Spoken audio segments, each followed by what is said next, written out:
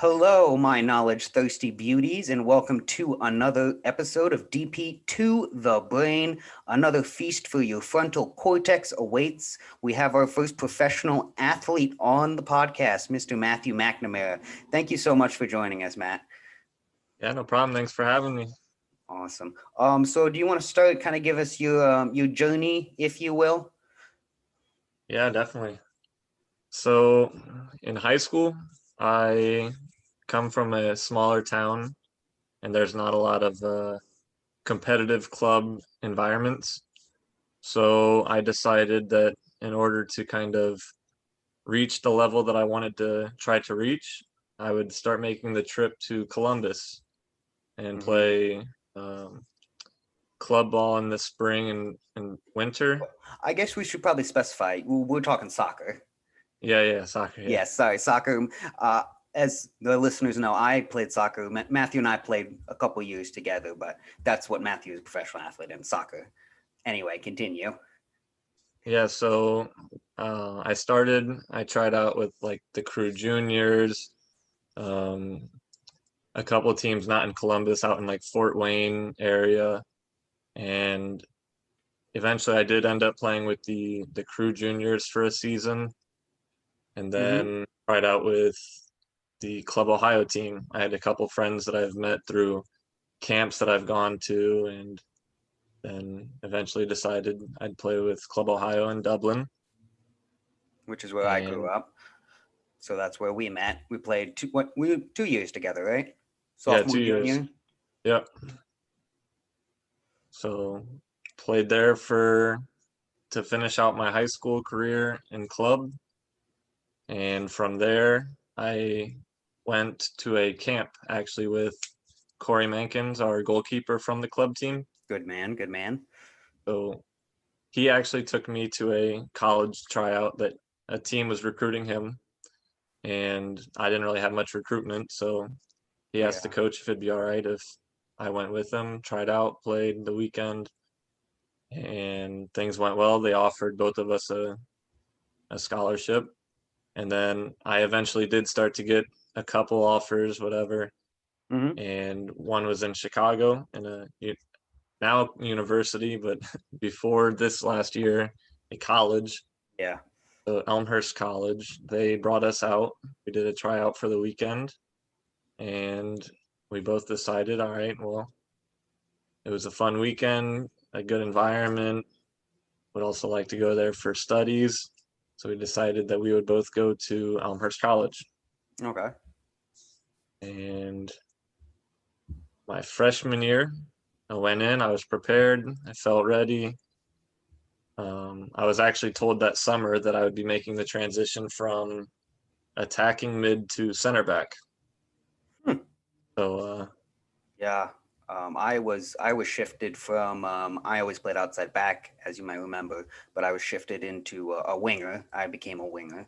yeah, So yeah, it's that kind of happens. ever changing positions.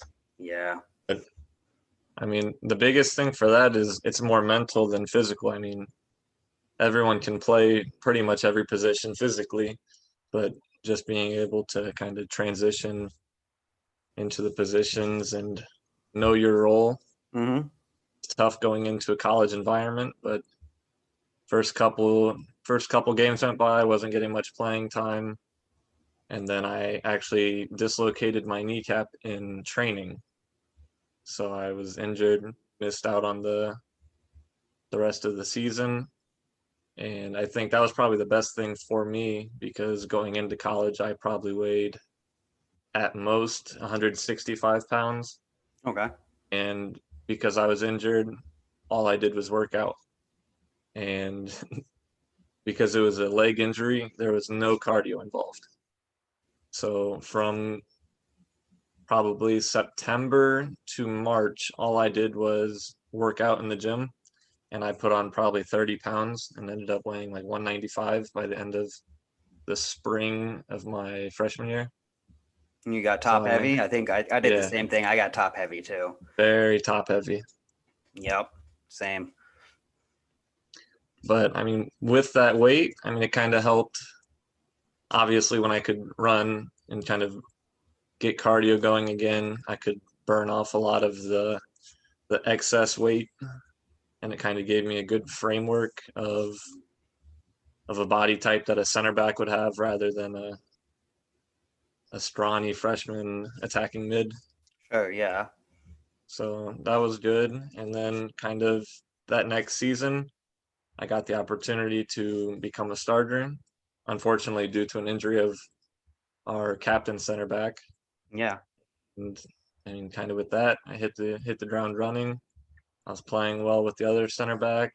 We were winning games, learning a lot as I was going, but kind of from there, I just kind of solidified a starting position.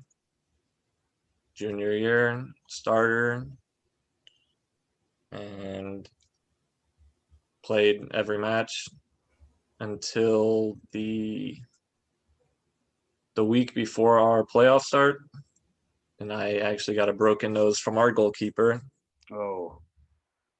So that kind of put me out for the season. After that, I had to Yeah. get surgery. And that was the end of junior year, correct? Correct. Okay. My second year of playing, I guess. Yeah.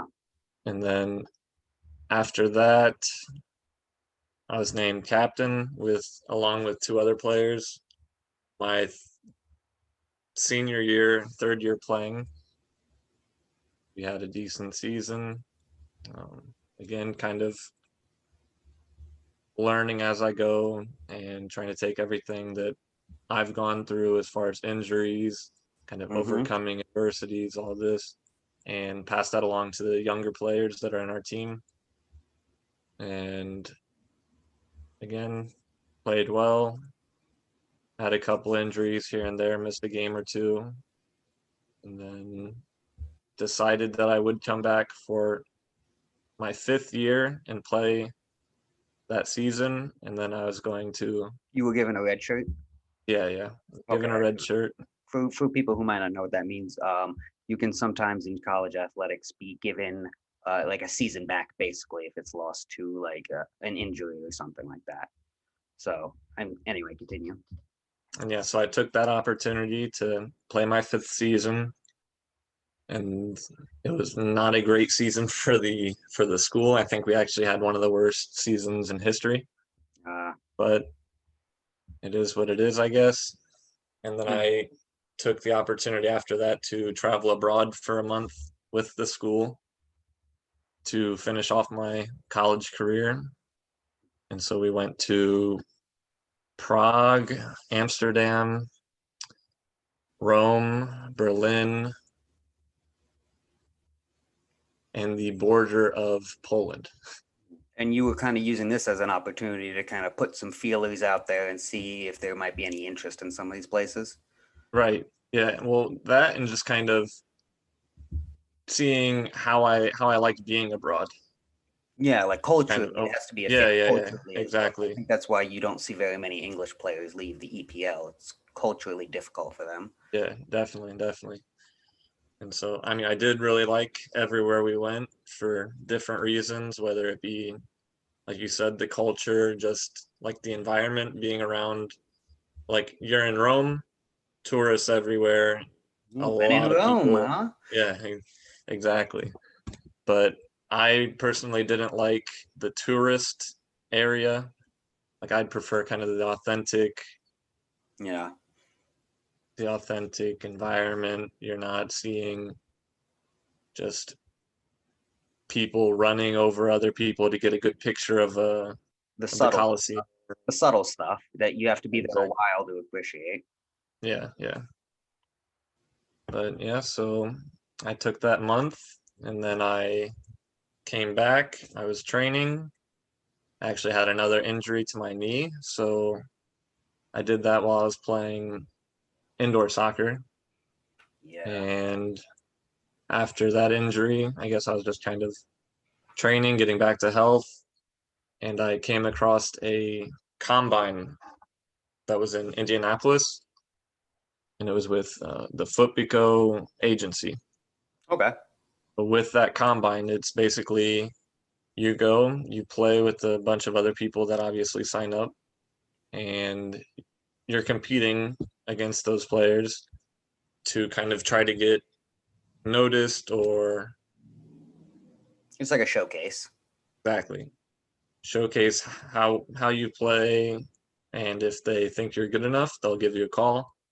And in my case, they took myself and 29 other players to Poland. Where in Poland? It was,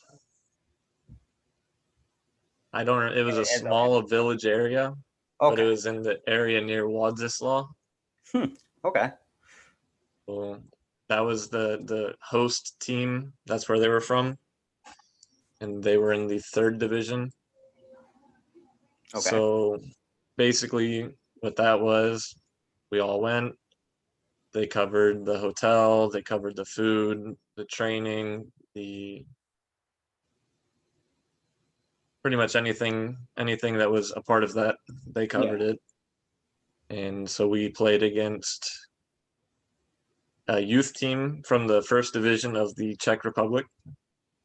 We played against a fourth division team. We played against a third division team, and what would be considered semi-pro here in America for our fourth team. Now, against the professional teams, were these considered friendlies then for Yeah, them? exactly. Yep. Okay. Yep. And obviously the goal was to play as well as possible. And if you're lucky enough that the games were all in front of scouts. So if a scout were to like you, then they would offer a contract and you would either accept or So decline. basically, it's like a traveling team of young free agents. Look, and playing in different games. Am I Right. summing it up? Okay, Yeah, yeah, yeah. I'm getting that right. And we were there for a week. So, I mean, it's just kind of Mm-hmm. a traveling team with no chemistry that first couple of weeks where you don't Oh really know yeah, anyone, but I know how that is. I mean, that's kind of how all like tryouts and combines, anything like that. It's very much who can adapt quickly. But anyway, continue. yep. So we played, and obviously with 30 players, you kind of need to split up the times. And it was, if I play the first half of one game, I sit out and play the second half of the next game and Yeah, yeah. the first couple matches, just so they can kind of get to see who they like, who they don't really like, who's played well, who hasn't. Mm-hmm. And so the first game we played the youth team from Czech Republic, and I being 6'1", I was probably around 185 then, was the biggest player there by far. Really? And well, these guys, they're 15, 16 years old that we were playing. Oh, okay, okay. So they were, yeah, yeah. So walking up, they were kind of like, we don't want to play this guy. But Yeah. I played the second half of that game, played well. That's kind of where scouts were watching that game, obviously. They started asking like my height, my weight, my club histories. And You think so that was that's the where I saw, breakout moment? That game was your yeah, that's where I saw they were interested. I mean, that definitely gives you confidence to play. And absolutely. Confidence is king in football. oh, yeah. From this, did you end up getting picked up from a team? So we played the three more matches, and there was myself, a player from Africa who lived in Liberia, Okay. and another player who was from Miami. And they asked us three to stay. They offered us contracts to play with the third division team. The host And team? yeah, Okay. correct. And with that, the the rest of the guys were all set to fly out, and they just told us, all right, you're going to stay in the hotel. They want to sign you. You'll probably see them. Everyone left on the Sunday. They told us we'd probably see them on Tuesday. So just hang out in the hotel Hmm. and they'll pick you up, whatever. No problem. Everything's taken care of.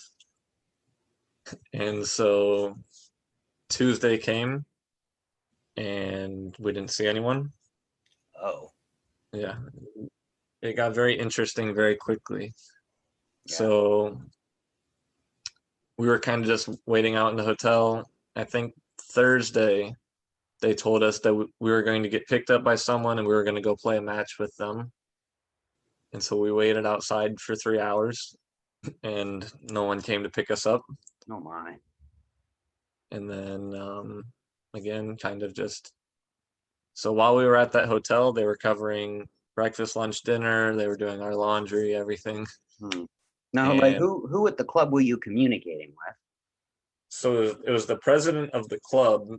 Oh, it was one of those. Okay, one of those deals. Yeah. So that next week, we kept showing up for breakfast, lunch, and dinner, and we could tell very easily, even though they didn't speak English, that they were annoyed with our presence. They didn't really know what was going on. And then we started getting into like a translation argument over the phone.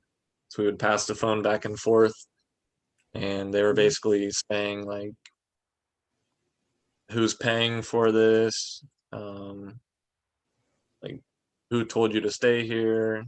And we're trying to translate all this through Google Translate. Into Polish. Yeah, not an easy language to navigate. Oh no, not at all. So we ended up getting basically told that they'll cover our lunch and dinner, no breakfast, and on the weekends, no food. So we have to figure it out. So they told us that on a Friday, and we didn't know that the village we were in, the stores close on the weekend. Oh goodness. So we went to the gas station across the street that night as they were closing, and we were able to get like 2 loaves of bread and fruit and honey. So that's what we lived off for that weekend. Just the three of you living in this hotel in Poland. No idea what's going on for the most. Oh wow. We definitely got close that weekend, yeah. For sure, for sure. Now, were you guys like still training together, I assume, or something like that? Well, we didn't have a ball or anything because Oh. they left, so we were just kind of running around the hotel and the roads and Yeah, doing as pull-ups much as on you the could. the swings, yeah. Yeah. But so we were there for probably another 5 or 6 days. And the one kid, we did eventually get picked up. We went to a couple matches, did friendlies, started training with different teams. So not the team that we were supposed to sign with. So the first team we were playing with, they said they could only sign one of the three of us. And so they did offer me the contract, but again, from everything they were going through and the team, it was basically semi-pro. So I would have been making maybe $100.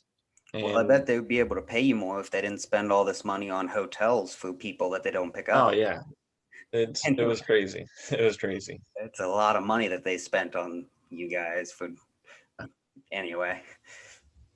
But so the second team we started training with, they offered us contracts, but they said that they could not pay us. So that they would give us jobs to work. So we would basically be working there in a country that we don't speak anything close to their language. So basically, it was a job, and I'll let you play football for me. Yeah, exactly. Yeah. Wow, they So were again, that was smell it over there. another easy turn down, I would say. So we were there and just we finally met with the president again. And again, all of this there the time that we're there that we spend playing and we're training with the teams, they're all saying, "Oh, you're very good players. Like you should be playing first division. You should be playing second division at least. Mm-hmm. What's going on? Like this is crazy." We don't know. We know about as much as you. But so we finally were able to meet with the president. They put us up in an apartment. So it was 7 of the Polish players that played for the third division team. And then myself and the player from Liberia. the kid from Miami decided that he was done. He just left. Yeah. He just called a taxi, flew or went to the airport and flew home. Were there points where you considered doing that? Oh yeah, for sure.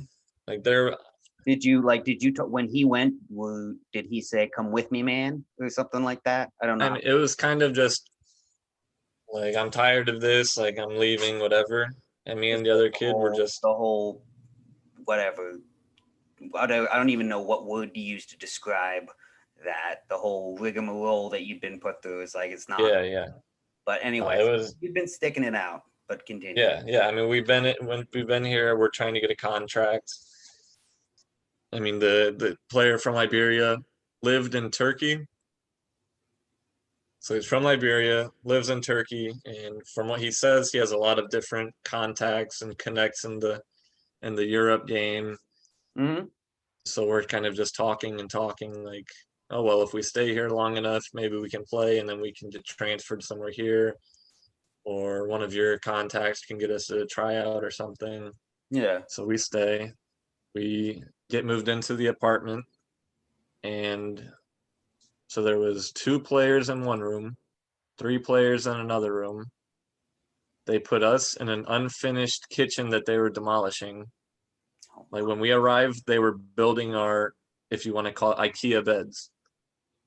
So like we couldn't even come into the room when we got there because they were building the beds for like us. a really cheap soccer camp. Yeah, yeah. Okay. We were Well, sharing like some interesting a bonding mini with the fridge. lads, I guess. Oh yeah, yeah. Anyway. I mean, how was the bonding with the Polish guys? Were they like open and receptive to you and the guy from Liberia, or not so much? Um, to be honest, I don't know. We didn't talk to them much. Oh, I okay. think at first we were kind of sticking to ourselves, like just the situation we went through. No, It was that's kind totally of like, understandable.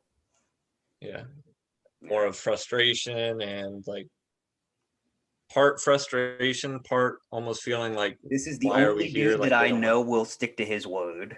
I don't know Yeah, about all these yeah, other people in this strange country, but me and this dude have been through exactly, it, and I know I can depend on him at least to share some bread and honey with me. So, exactly. Yeah.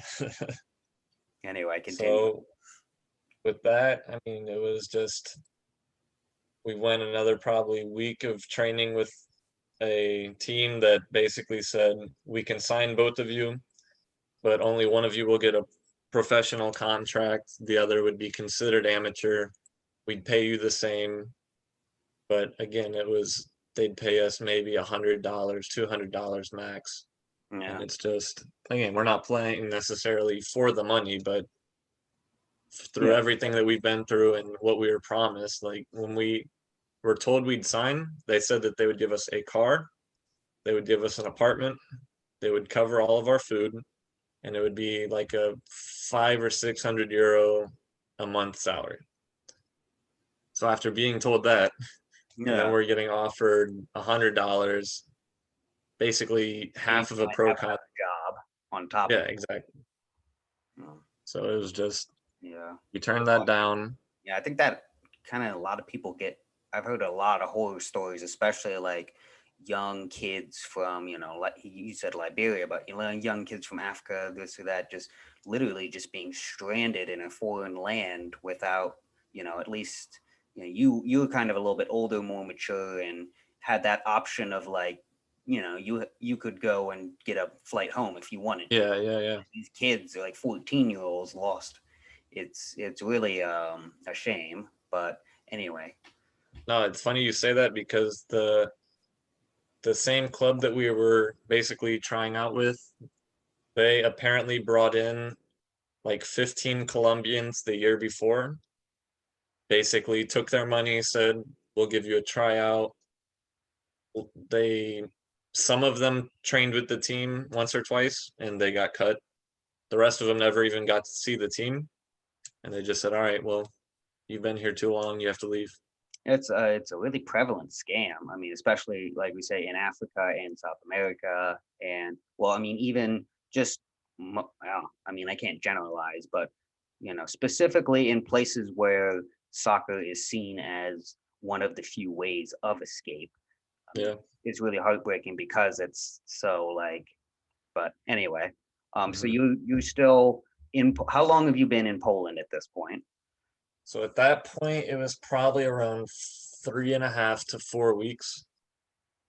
And so at that point, me and the player from Liberia, we were talking and we decided that we were going to work with an agent that he knew who could either get us into somewhere in Asia or somewhere in Europe. Okay. But we'd have Not to a bad go home. destination at all. No, no, not at all. And so we decided, all right, we're gonna leave. We met with the president one final time because I don't know if he found out that we were planning on leaving but he just called a meeting and basically tried to win us over and say like, no, you're gonna start training with the team this week. And we don't know what happened. We already have a plan. We're gonna have you guys play for 6 months, and then we're gonna get you signed to a first division team. We already know. We already have it set up. At that point, we're like, you're crazy. You're crazy if you think we're gonna stay for 6 months and play for this club. Yeah. So. But So so you we linked up eventually, with his agent.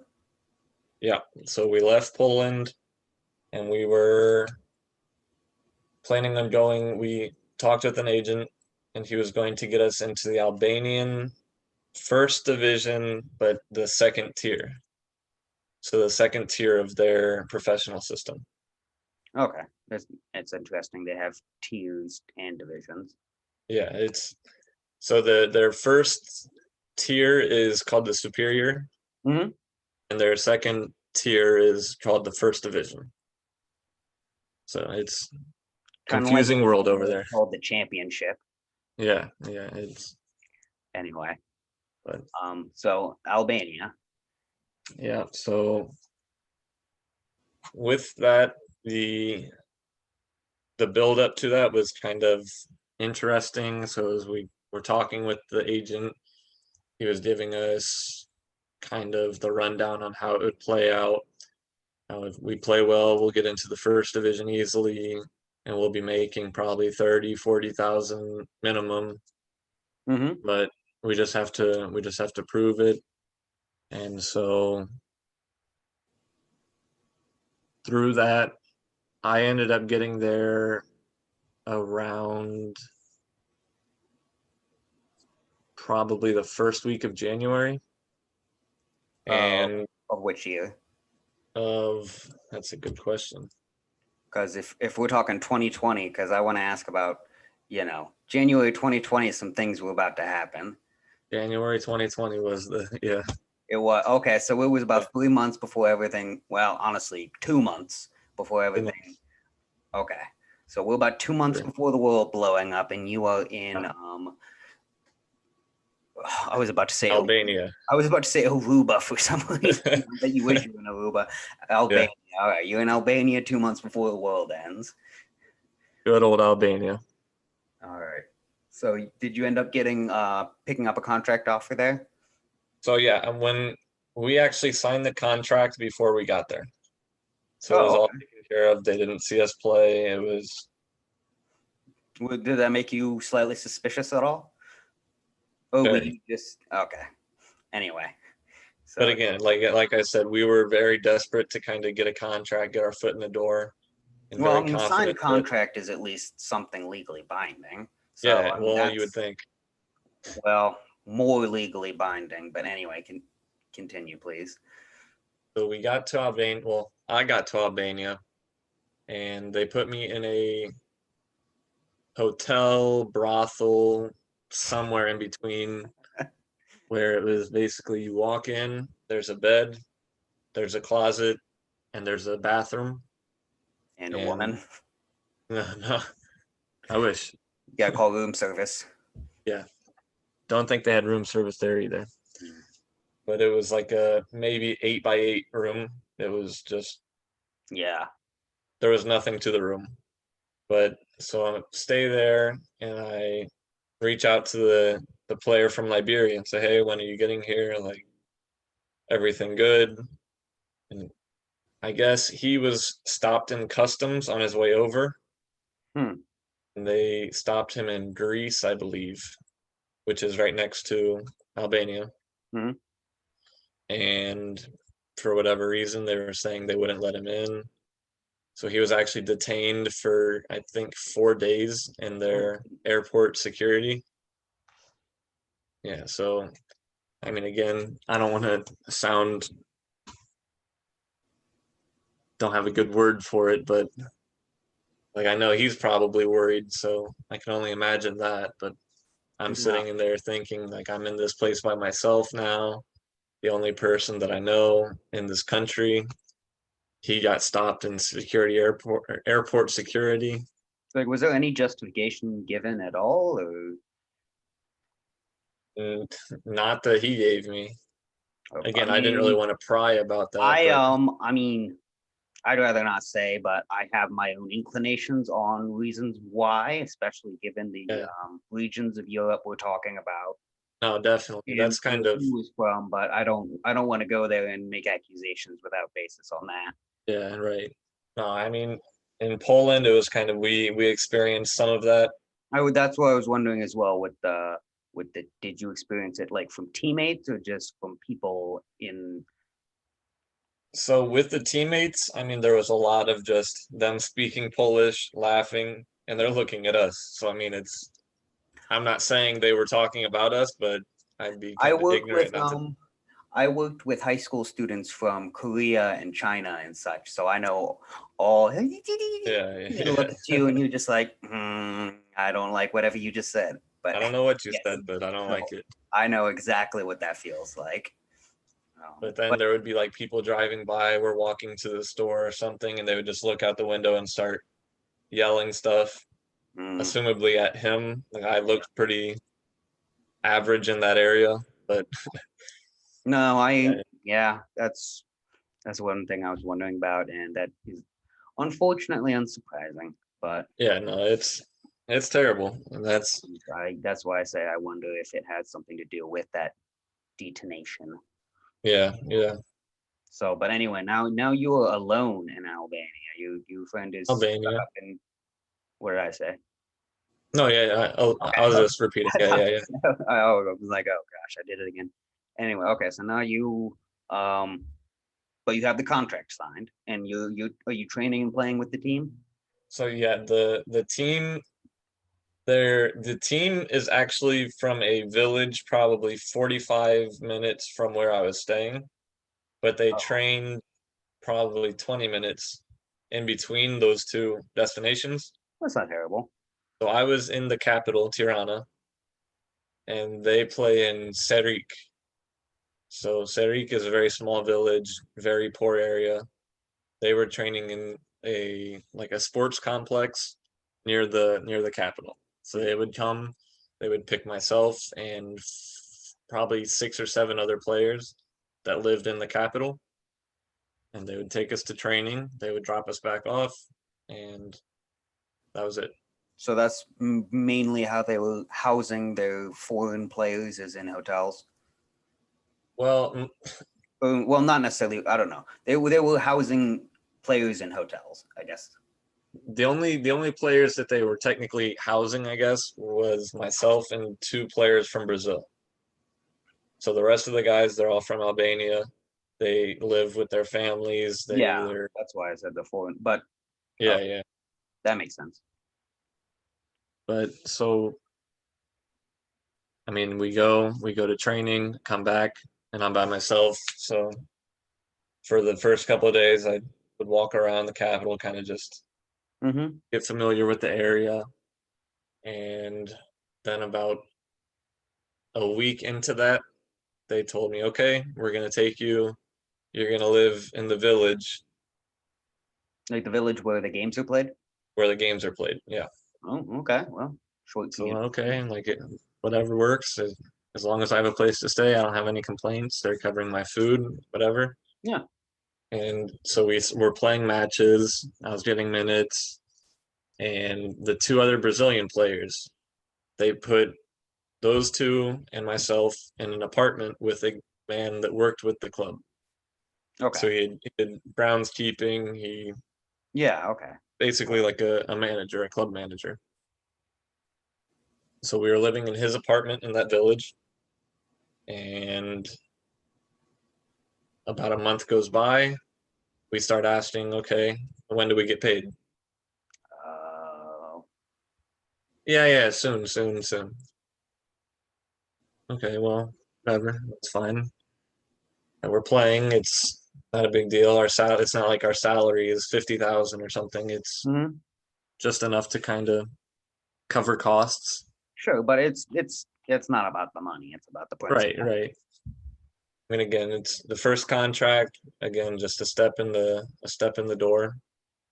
So probably 2 more weeks go by. We're asking, okay, we haven't been paid.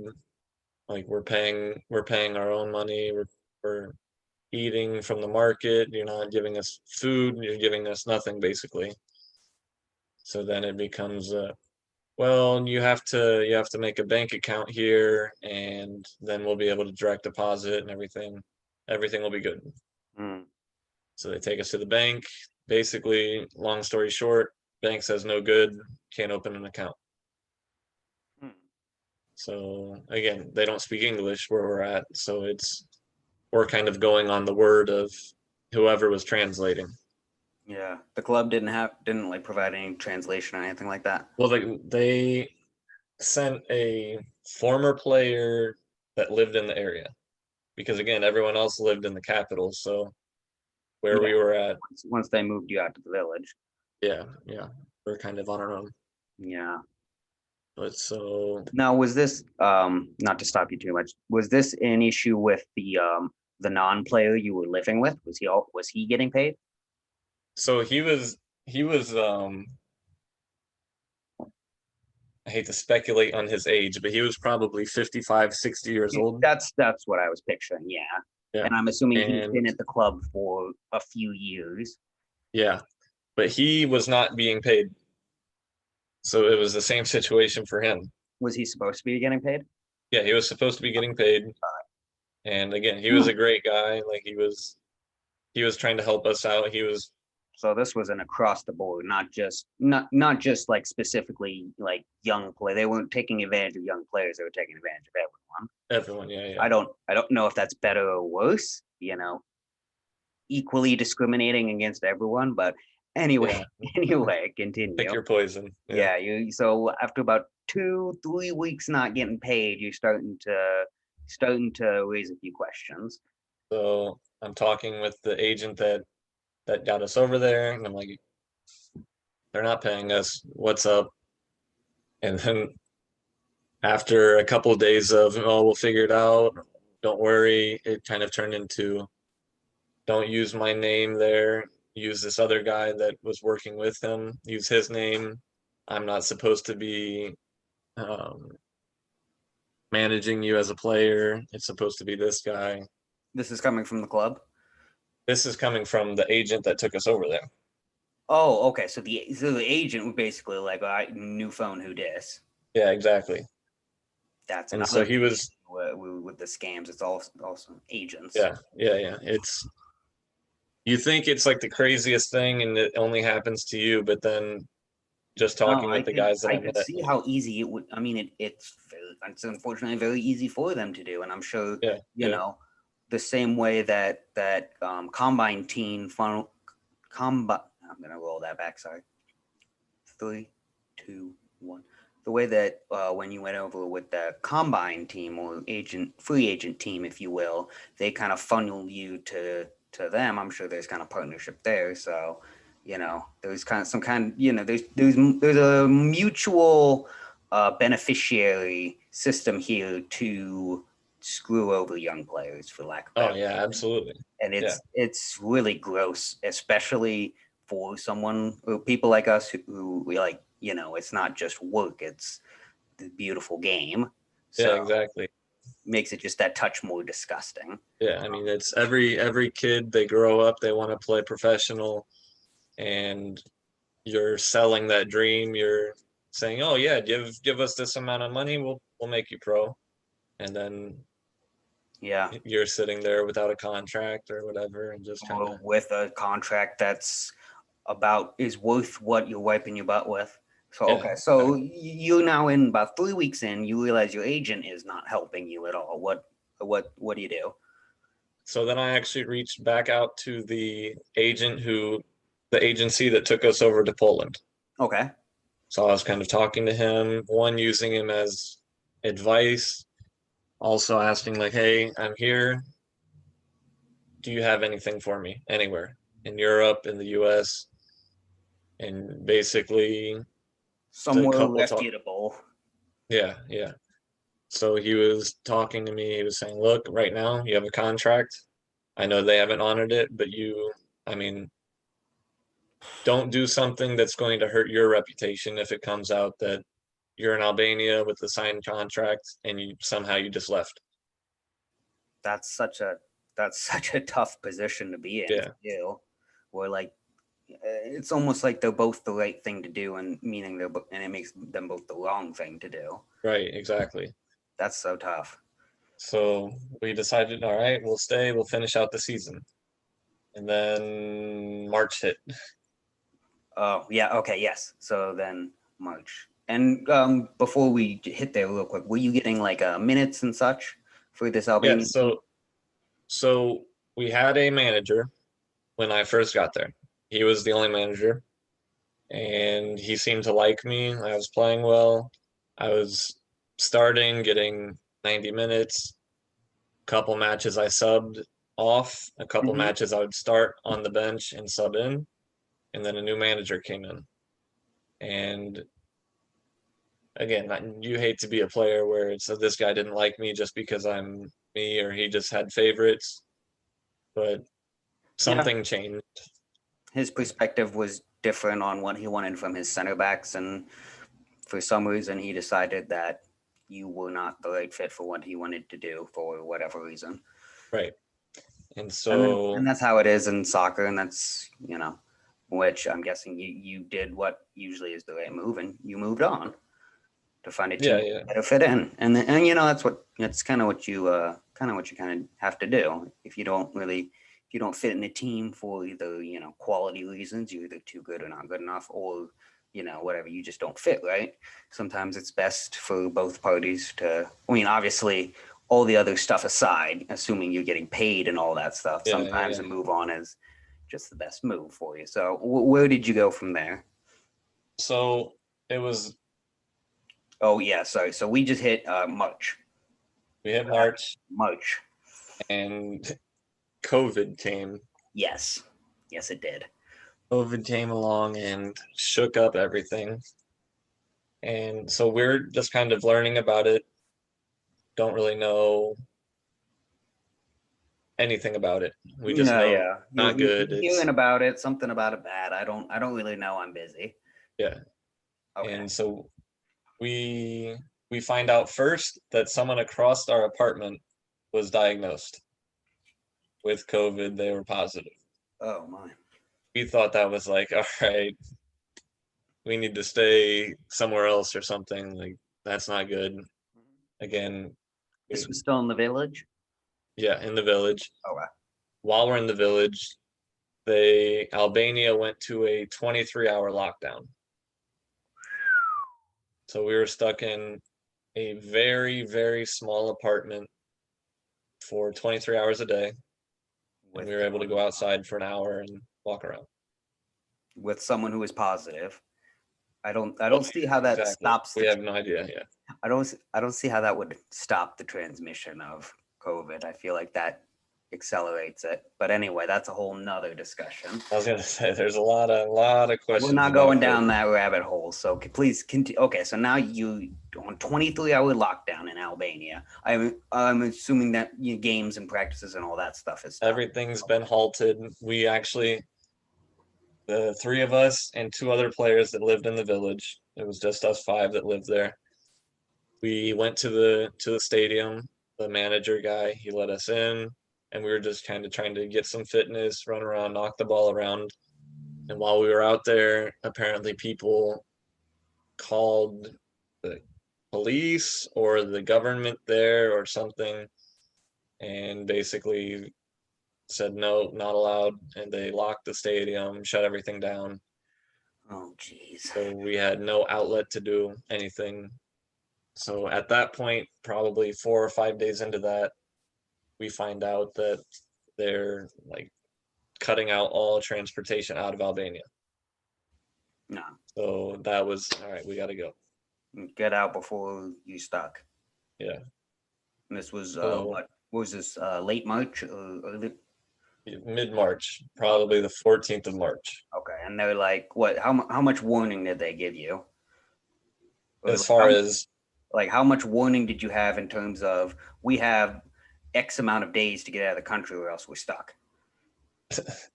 the warning was looking at plane tickets and seeing that there was available, none available for the immediate future. Oh Lord. So it wasn't like a news conference that they had or anything. It was just Okay, so like I guess I was asking like when did you realize? so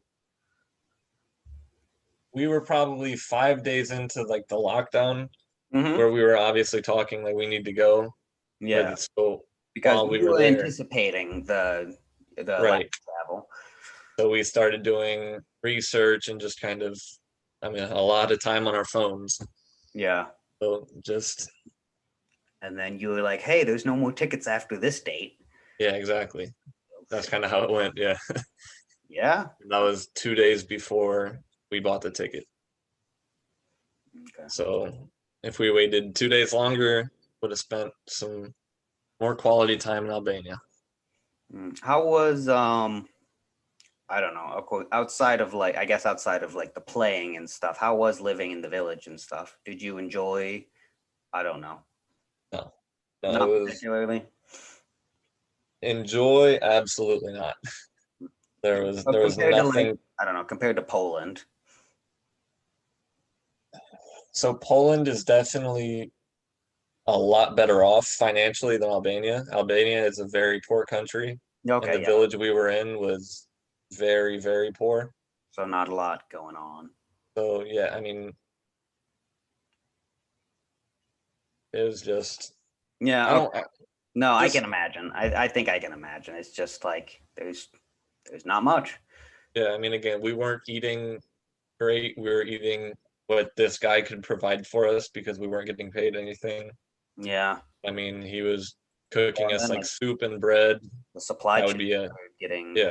like yeah, that's a whole mess. Okay, so you were able. Where did you flew back to where? United States? Flew back to the U.S. and to Miami. Okay. I don't suppose And you linked up with that player from before. no, no. Okay, I crazy, actually I crazy just saw world. him.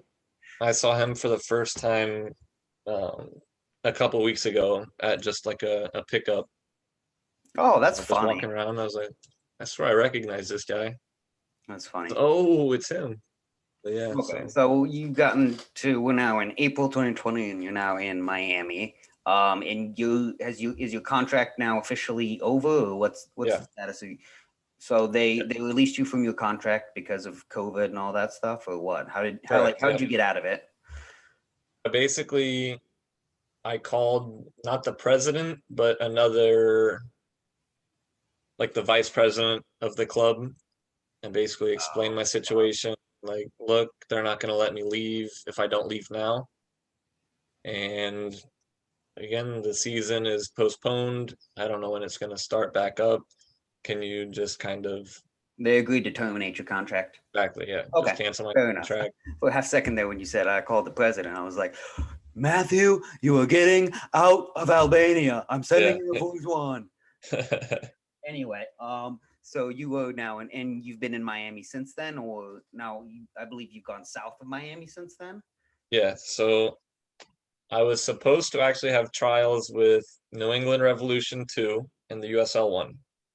I Mm-hmm. talked with the coach and the agent that I was working with from that got us in Poland. Again, I was talking with him and he was trying to set something up for me. And I guess COVID was still very bad here. Yeah. And so he basically said, when COVID clears up, we'll bring you down, have you try out. So around 2 months later, I was still talking with the guy, the agent, and he said he has something for me in the Dominican Republic. Hmm. It's first division. They pay. Right now they're suffering because of COVID, so a lot of their top players are either leaving because their salary's been like cut by a percentage, or they had to leave because of visa issues. Sure. But Or, moving on to better fits for them or whatnot. yeah, well, yeah, there was just with the COVID a lot of crazy situations. Sure. Yeah. But so he said we can get you in there. I can't promise that you'll play, but it's an opportunity. He Yeah. got me the contract. We signed the contract, another contract. They didn't see me play before. So it was all kind of a leap of faith on their end. Well, I But think you've seen that it's a leap of faith on your end as well. yeah, yeah. I mean, So everybody's in the air at this point. yeah. I mean, as a player, it's definitely not a fair thing, but I mean, Well, nothing's especially really, after the two experiences you had, yeah, um, exactly. Yeah. and then so you signed the contract with the team in the Dominican Republic. Did they? And this was what, in April, It May, was, we signed the contract in June. June? Okay. So again, all that time before, I'm just training by myself, Yeah. work a little, just trying to kind of Yeah, get by not until I much get an you can opportunity. do because of all the shutdowns and stuff. You couldn't even go to, like, there wasn't a pickup game. Well, I'm sure there was, but it wasn't supposed to be. Yeah, no, in Which, Florida, it was yeah, but very I mean, relaxed. outdoor activity. Well, I mean, I'd say I'd rather you be on a pitch with five people than stuck up in an apartment for 23 hours with five people. Yeah, me too. I mean, okay, so you did what you could, but and then you got the contract. Now, did they want you to move down there right away, or did you stay in Miami? So I signed the contract and I was supposed to leave basically a week or two after, Okay. and that was pushed back, pushed back, pushed back until I think I left the 28th of August Now, were these pushbacks from because of the club or because from of COVID restrictions? COVID. Yep, Okay. COVID. Okay. So for compared to the Polish and Albanian club, this club is a lot more on the up and up, for lack of better wording. Yeah, yeah, definitely. So as a league, it's a very young league. Like in the Dominican Republic, football still isn't Yeah. as prevalent as Baseball is it could pretty good be. down there, isn't it? Baseball is very good down there. That's their sport. They're really into baseball. Now, And when does that season usually run? Do they follow the European schedule or the MLS schedule? um it's more of like the European schedule. You're gonna have the season basically from January to May, June, Oh, a oh yeah, month you guys off. can start in January. Yeah, for sure. They have to wait until like March. Okay, so that's cool. So you a little bit different, a little bit in between. Yep. But because of the climate you're in, you're able to do that. Oh yeah, yeah. The climate is So then, okay, so I'm sorry, I'm just kind of thinking. So they run in January. So I'm assuming their league halted in March as well. And when did they start back up again? Now you signed the contract in August. Were they training or playing at this point? well, so Or I arrived in signed in August, You signed in June, but you arrived in August. So, right? And they were just starting their preseason. But the preseason was only like a 2 or 3 week thing well, it was because kind of like a pre-preseason. right, yeah, yeah. So with what happened in the season that I went there for is they turned it into like a mini tournament. Okay. Kind of So like it was MLS is back, kind of. right, yeah, yeah. There was two groups. You play each team twice, and then there's playoffs. So I believe it was the top four from both groups do a playoff. Okay. And then, so that went from the entire tournament went from the beginning of September until early November, I think the 10th of November. Now, how many teams are in the league? So think for the league, like right now they're playing. there is, I believe, 17 teams, 16 or 17 for Oh, the tournament. it's like groups of 8, so like the top half get to the playoffs. I'm just Well, trying to think for the what you said. tournament, they had 3 teams that weren't eligible to play. In what way? So whether they met financial requirements for the tournament or, Oh, okay. again, it was, yeah, I a didn't know. very hectic situation. Just kind of a side question, but maybe not. Have you ran into like are performance enhancing drugs used in? I mean, you don't hear a ton about that. That's a lot more in other sports because soccer is so mental. But have have you seen like is that a thing anywhere that you've seen using performance enhancing drugs?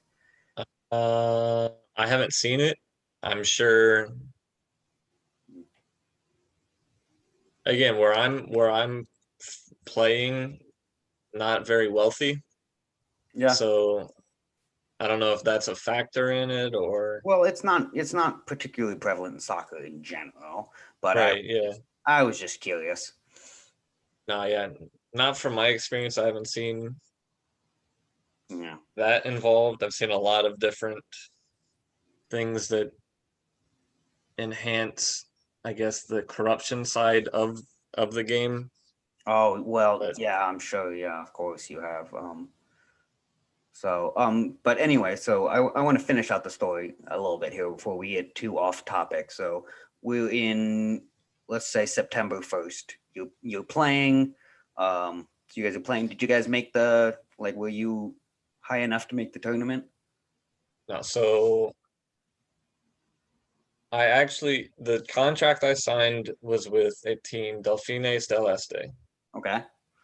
and my agent messaged me while I was in the airport on my way to Dominican Republic, and he said that the team that signed you is loaning you to a different team. Their team is very good, and again, they don't want you to come in and not play because they The haven't seen you. team that They, signed you was very good, and they yeah, wanted to loan you out so you could get some time. right, because again, they No, haven't seen you that play, makes sense. You're so younger, especially at center back. The age range for center backs is not quite goalkeepers, but it's definitely a little bit more mature than like yeah, players, if you'd agree. no, exactly, So yeah, that honestly that makes a decent bit of sense to them. So you got loaned out to a different team in the same league. right. So Now, still in the same tournament. do they have rules against playing against parent clubs, or were you able to show them what they were missing? Well, I played well. I had a good tournament, but our team, I mean, it was just Sure, not but good. did A you lot get of a different. chance to play your parent club? No, we were in a different group. Ah, okay, that's what I was wondering if you got to kind of show them, like, Yeah, hey, no. but But I anyway, mean, the first game I played well. I mean, they're all televised. And the again, I speak. I don't even want to say decent Spanish, but I can get by more than you speak Polish. a lot more than Polish or Albanian. Yeah. Yeah, Okay. Yeah. There we go. I've actually been brushing up a little bit on Duolingo. A little, I'm trying to spend my bathroom time that I would be spending on the stupid games into, yeah, yeah. learn a little something. But There anyway, you go. Self-improvement. yeah, absolutely, absolutely. I mean, I took it in high school, but like that's Yeah, no, it's okay. So it's a little that's different. Yeah. little easier. Now, what they have you up in a hotel or what? So I was staying in an apartment with 6 other players from the team, and again, it was all the foreign players. How cramped are we talking? No, it was a good situation there. So Okay, it the was like a whole like thing, yeah, yeah, it was a big apartment, not like a kitchen. hotel room. No, no, Okay. no, it was good. And so they were all Colombian. Hmm. So I got to Now, practice my Spanish. sorry to interrupt again. Now, this was you were being housed by your parent club or your loan club. The loan club. Okay, so you were with the other players from your loan club. You weren't like with players from the other team. No, yeah, yeah, yeah. That'd be a little weird. No. So with the loan, I guess they basically were saying to the club that I signed with, the parent club, they basically said, "Hey, do you have anyone we can pay to have them loan over here. So that's kind of what that situation was. The club signed me. They not sold me, but loaned me. The other team paid and brought me in. Mm-hmm. So for the tournament, I was that team's player. So the contract was basically just sent over to them. I signed the contract and went from there. Okay, so you were still technically attached to the other club, but all your salary was and all that stuff, everything was being provided by the loan club. Right. Yep. Okay. But so we played the first match, like I said. I played well. I quickly got the name Gringo from the commentators. Yeah. Became kind of not famous over there, but everyone in the league knew me because I was the only white person there. Hey, So I mean, as someone who sticks out myself, I stick yeah, out everywhere, basically everywhere I go, but Ireland. So yeah, yeah. I'm always very rememberable. Mm. And I mean, again, playing football, that's not a bad thing if you're trying to get scouted. Oh, absolutely not. So so I played the first game. The commentators were speaking very kindly of me. They're comparing me to like Americans that have gone over to Europe or Spain or Germany Oh, and very very nice. technical. And so yeah, and the president of the parent club, he called me that night and just said, "Hey, great game, played very well. Like, just keep it up." And Mm-hmm. that was kind of it. But I mean, just kind of being recognized. All right, you played well. Yeah, I mean that's big shot of the arm. Mm. So again, kept playing.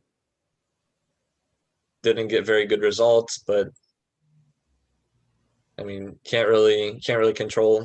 What was the I don't know, not to dig into it too much, but if you could diagnose quickly, what was the issue? Too young, too old, too not old, was it tactical, technical? I don't know.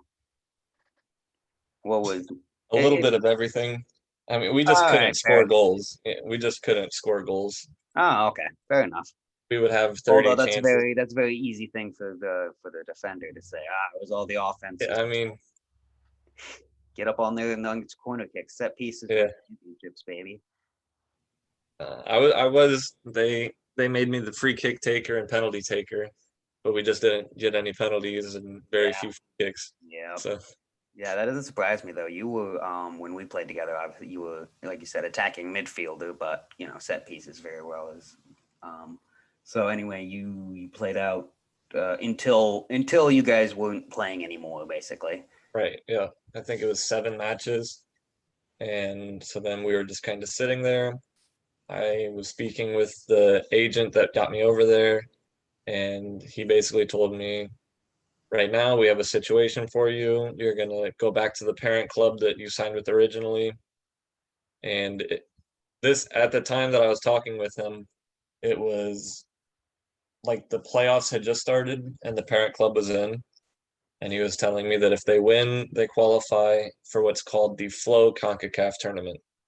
So that's the Caribbean CONCACAF qualifying tournament. It The was winner kind of of that like tournament. when we got destroyed in State Cup, but we won President's Cup. Yeah. Yeah. Yeah, we're like, yeah, we won. Well, except no, I don't know if you remember. They like reshuffled the Legion or something, and we ended up playing some team from like LA. I don't know Yeah, if you we remember that. I, That was I, like, I remember who we hey, I played. assisted you that game. Yeah, yeah. So We hey, played, I think it was like the number 3 and 2 top 10 teams from LA and a team yeah, from they were Las just Vegas, like, I think. oh, we reshuffled it. So like this team from LA is coming all the way out to Chicago to whoop. I don't know, but we got to see the city. Yeah. That was a No, really it fun was it was weekend. fun. It was That was after I had been cut from the team, so that was like a whole interesting undercurrent. But yeah. Nice. let's not go too far on a tangent. I want you to take us home here on your journey here. So okay, so Parent Club is in playoffs, and the agent's talking to you. What's the next step? If they win, they qualify for that tournament. Mm-hmm. And if they win that tournament, then they qualify for the CONCACAF Champions League. So they'd be playing teams like the CONCACAF tournament just took place. and like 7 MLS teams, Monterrey. Oh, okay. So like if they had won, that maybe they might have been playing the Crew because the Crew were playing some like a They Nicaraguan team, I believe. Yeah, so there was a Dominican Republic team that was in the CONCACAF tournament this Okay. year, Okay. and they played Monterrey and got absolutely destroyed. Well, well. But So, I mean, so it's an did the Crew. experience. So did the Yeah. Crew, to be fair. So how many? Okay, multitude question, I guess. How many teams from the Dominican Republic make it to the pre CONCACAF tournament, if you will? So How many that spots? tournament, it was 2 teams. Okay, It so was the winner of the league the previous season and the winner of the tournament. okay, And but so basically, it was you can play with this team next season. Hopefully, they'll be qualified for CONCACAF. And then January came when they were supposed to start playing, and they qualified for the CONCACAF tournament. They won the tournament. mm-hmm. They won the So Dominican tournament. they won the Dominican Okay, tournament, which qualified them for the CONCACAF Caribbean. okay. And so with that, the president started signing a lot of very big name players to try Okay. to win the tournament because I mean, obviously there's prize money involved. There's a lot of things. Yeah, I can imagine. Yeah. So they brought in a lot of players, like a player from Palmeiras who just won the Copa Libertadores. Okay. Um, Players from first division Colombian teams. Player that played. He's All these guys are national team players, but a player that I think he played with Wolves in their academy until U18, and then he went over to Poland and played, I think, first division. So I mean, again, just top players. Yeah. Well, I mean, And it's kind of a buyer's market right now. yeah, yeah. And so January came, basically said they're not going to sign you. We'll keep looking. And now it is May, barely, and still kind of trying to work things out. I mean, again, Yeah. COVID has Have still been a been huge thing. anything with New England too? Are they still interested in? Well, So I'm not gonna say I know, but I know that Bruce Arena took over, and I know there was some like bigger structural changes behind the scenes at New England Revolution in yeah, total. yeah. So I don't know how that might have affected things. So with what you just said, going off of that, my agent kind of explained it's basically Bruce kind of has his hands on who they bring in. Yeah, that's They're that's using what I it. heard when he came in. It was an agreement that he would basically be Arsene Wenger and be able to. So I was wondering how that ramified for you. Yeah, so I mean, it was basically you don't have enough experience. Yeah, You that's don't. I mean, yeah, that's if from what I know, Bruce Arena, he's yeah. kind of old. He's a bit too old. He's a bit old school in my opinion. But anyway, Well, I mean, yeah, it's like that everywhere in the U.S. It's just kind of you either come from an academy or we're gonna bring in a foreign player or a guy that's 30 who he's yeah, played. yeah. Do you think like the being able to like access, like getting access to teams and stuff? Do you think it's more difficult in the United States? So like the system, I feel like the system, especially in MLS, of like bringing players from youth to the pros is overly complicated and bureaucratic. And from what I'm seeing, I don't know from the inside what that looks like, especially like contrasting what you've seen in the different countries you've been in. So, I mean, for me, it's a crazy business in the U.S. I mean, like we've said, we've both gone through club soccer. It's extremely difficult to get into academies. If you're not in an academy, it's very difficult to get a lot of good offers from like the top division 1 schools, whatever. They're looking for academy players, and whether it be it's a better system like training system and program, or they kind of trust the guys that are running the academies, so they'd rather take a player from a guy that they know versus take a chance on someone from a. I'm gonna make a bit of a leap in this statement, perhaps, but I feel like soccer in the United States is too white collar and Hmm, too, I don't want to say too upper class, but the fact, and both like we played at, it was, we weren't national champions or anything, but it was a decently high level Club Ohio, and some of those other clubs. But yeah, like yeah, definitely. the cost of those things are totally prohibitive for you know anyone who doesn't come from, I think we were both privileged to come from a background where our parents could afford that, but so many talented players, and there's not a direct correlation, but I think it's very easy to argue that, for lack of better wording, poor players are better because they're hungrier and they want it more. Hmm. And generally speaking, of course, there's exceptions on both sides of that. But with the way that we do it here, we wonder why our best athletes don't play soccer. Well, how much does it cost to play basketball? The cost of a basketball. How Hmm. much should it cost to play soccer? It should cost a soccer ball, but Right. instead it costs thousands of dollars, and this and that. So, and I think that then extends to, like you said, with the academies, it's very political. It's who you know. Hmm. I mean, obviously, that's very much the case. Like you said, you meet agents through who you know and all that stuff. Um, do you feel like it varies country to country, the importance of who you know versus your actual quality? Like, would you say that who you know is more important in America than your relative to your quality than maybe somewhere else? Would that be an accurate Uh, statement? Definitely, definitely. So for me, a firsthand experience that kind of really opened my eyes on why you need an agent if you're looking to be successful. So this was before I had a contract still, and I was basically just looking for any opportunity. So I saw, again, I'm not going to name names of the club, but Sure. USL club, a couple states over, they were having open tryouts. You Yeah. pay 150 or whatever.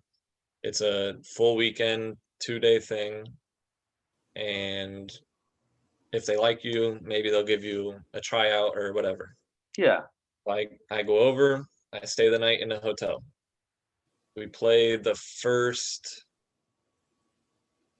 hour of like the 2 hour session is just stretching, warming up, like 2v2, 3v3, very small sided, not very game realistic. But again, Yeah. it's there are aspects of it that you need to see if you can play well. Sure. And Fair then enough. we did 45 minutes of 11-11.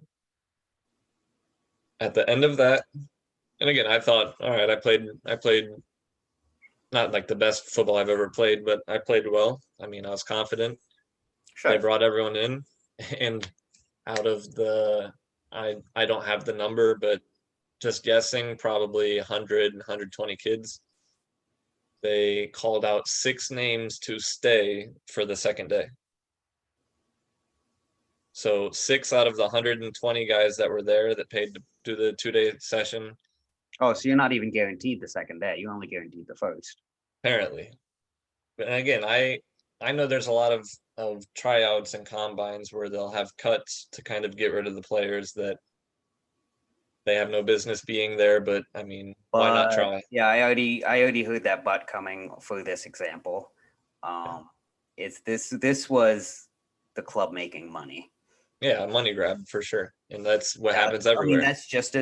that's exactly as shameful as what we're talking about with, it's a little less malicious than leaving 14-year-old kids in a country, but it's the exact same mentality, and that's, I don't know. I almost can kind of see it from.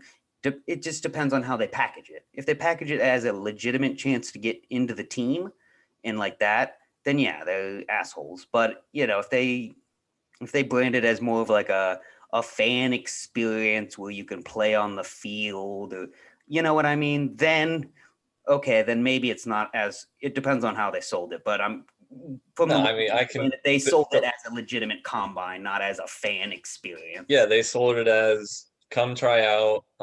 They're selecting players to join them for preseason. And I'm guessing it cost more than a candy bar, we'll say. No, it was like 150, I think. So Yeah, that's exactly about where I was guessing. So, yeah, if you paycheck to paycheck, that's a lot.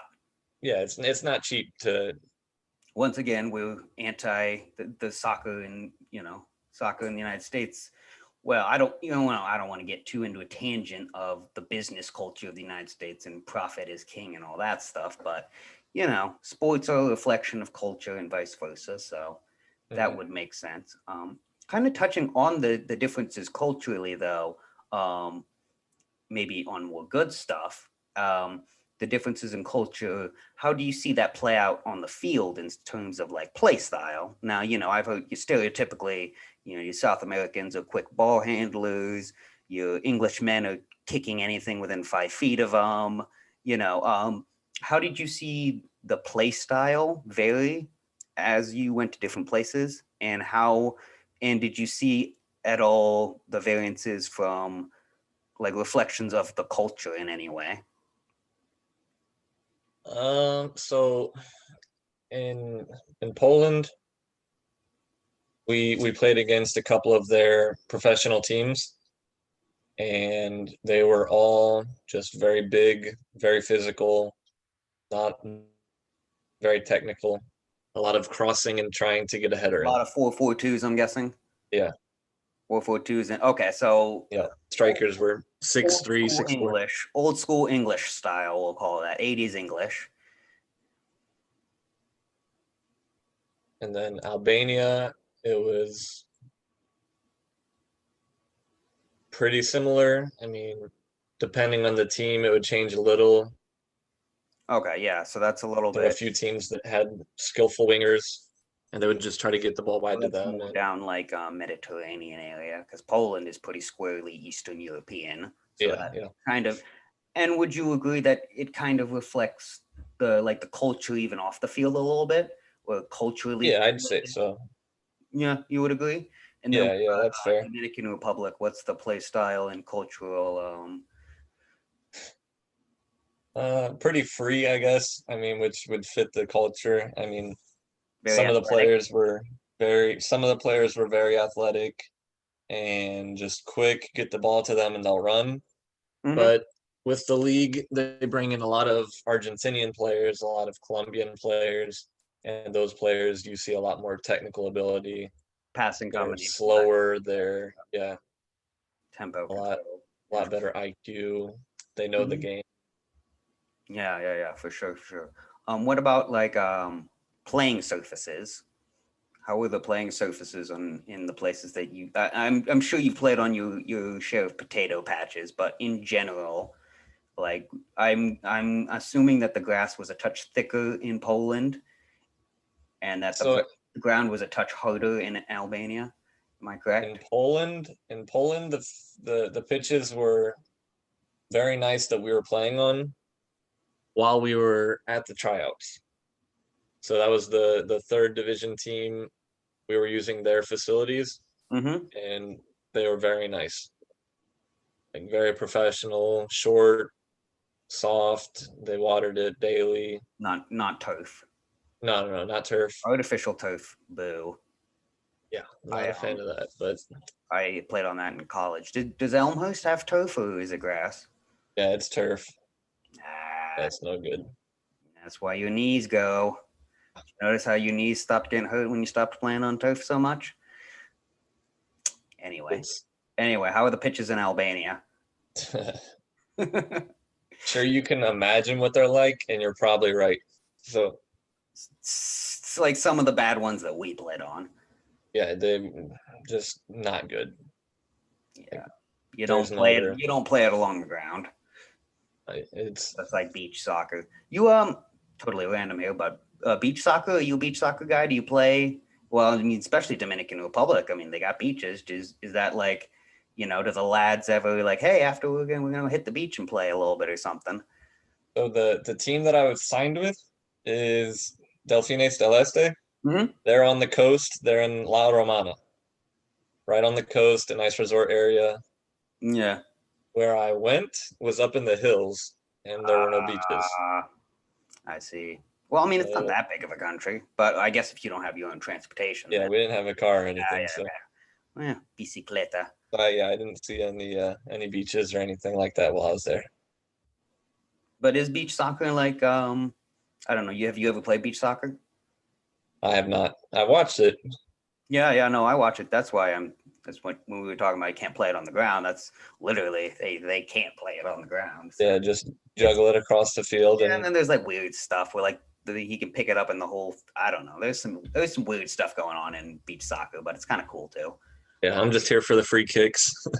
Anyway, Just tee it up nice, and but talking about kind of I guess alternate forms of soccer, if you will. I know you've played some futsal in your life for yeah, sure. big So futsal fan. yeah, I can imagine. I can imagine. So, hmm, what's your perfect playing surface, if you will?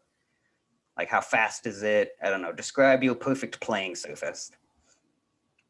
See, the surface with the environment, so it's got to be. Yeah, yeah. Set up the whole picture for me, Paint a picture. please. So it's going to be around 7:30 at night. The lights are on. You're going to have fresh cut grass that's just been watered. Yeah, So it's gotta nice have. and slick Yeah, just a touch. and just firm enough where you're not sliding around everywhere, but nice and soft. You ping a pass, you can see the blades coming up. Yeah. No, I feel that. Yeah, you that's a pretty good description. Yeah, a little. I Yeah, don't know. Some people like it. Depending on some people like it a little longer and drier, maybe. But that's not if you like to move the not for ball me. around a lot quickly. Yeah, I mean you when you move the ball around very quickly, for someone who likes, someone more like my play style, I play a lot more like, especially after my two knee injuries, I don't have any pace anymore. I'm very much Xabi Alonso at Bayern Munich Yeah. is who I try to emulate, or Okay. Pirlo at NYCFC. Yeah, not bad players to. I said I commented recently. I think Pirlo runs around more in his technical area than he did at NYCFC. Oh, for sure. Um, what kind of? I mean, obviously there were issues, but specifically in like the playing and training aspect, what kind of issue is language barrier? Like, do you have a situation where your coach is saying something and you just don't? You like he's saying stuff and you're like, I don't understand what he's saying, so I'll just I mean, I know you say you have a little Spanish, but if yeah, like yeah.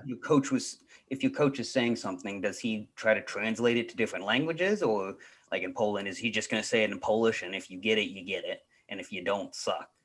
Yeah, no, I mean, you definitely have to be a problem solver. I mean, like you said, it's all about adaptation and kind of Hmm. But like a coach is aware it's of on this. you to.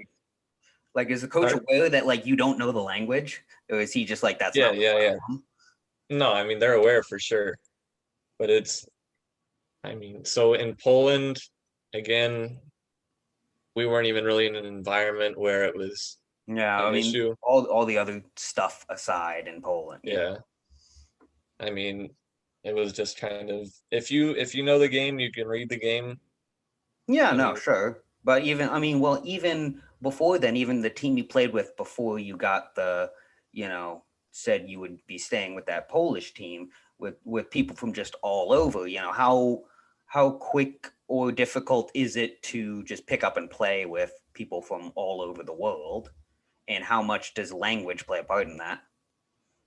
so that's kind of where I was going. Like I don't mean like obviously it's an issue. It's going to be an issue for anyone, but it's just like when I played as an attacking mid, I did not talk at all. I would not Hmm. say more than 5 words a game unless it was like trash talk or something to the Yeah. other team.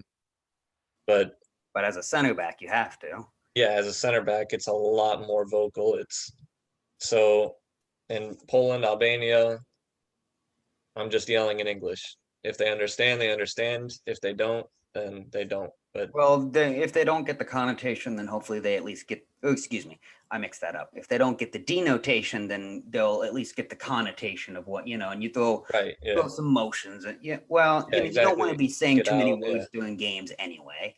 I mean, right. that's you don't want to be too complex during games. Just try to keep it simple and And I mean, and like you said, they're all yeah, professionals. So I mean, they all know what they're doing. You're not playing with like total randos, so like they have a feel for getting a feel for you, and you have a feel for getting you know, it's an mhm, aspect of flexibility, which is a huge yeah, yeah. important thing in soccer. I think flexibility is more important in soccer than some other sports. Oh, You for know, sure, yeah, but I mean, think of like baseball or American football. You know, you do your thing, and that's all you need to do, my man. yeah, exactly. You And know, and that's yeah. so um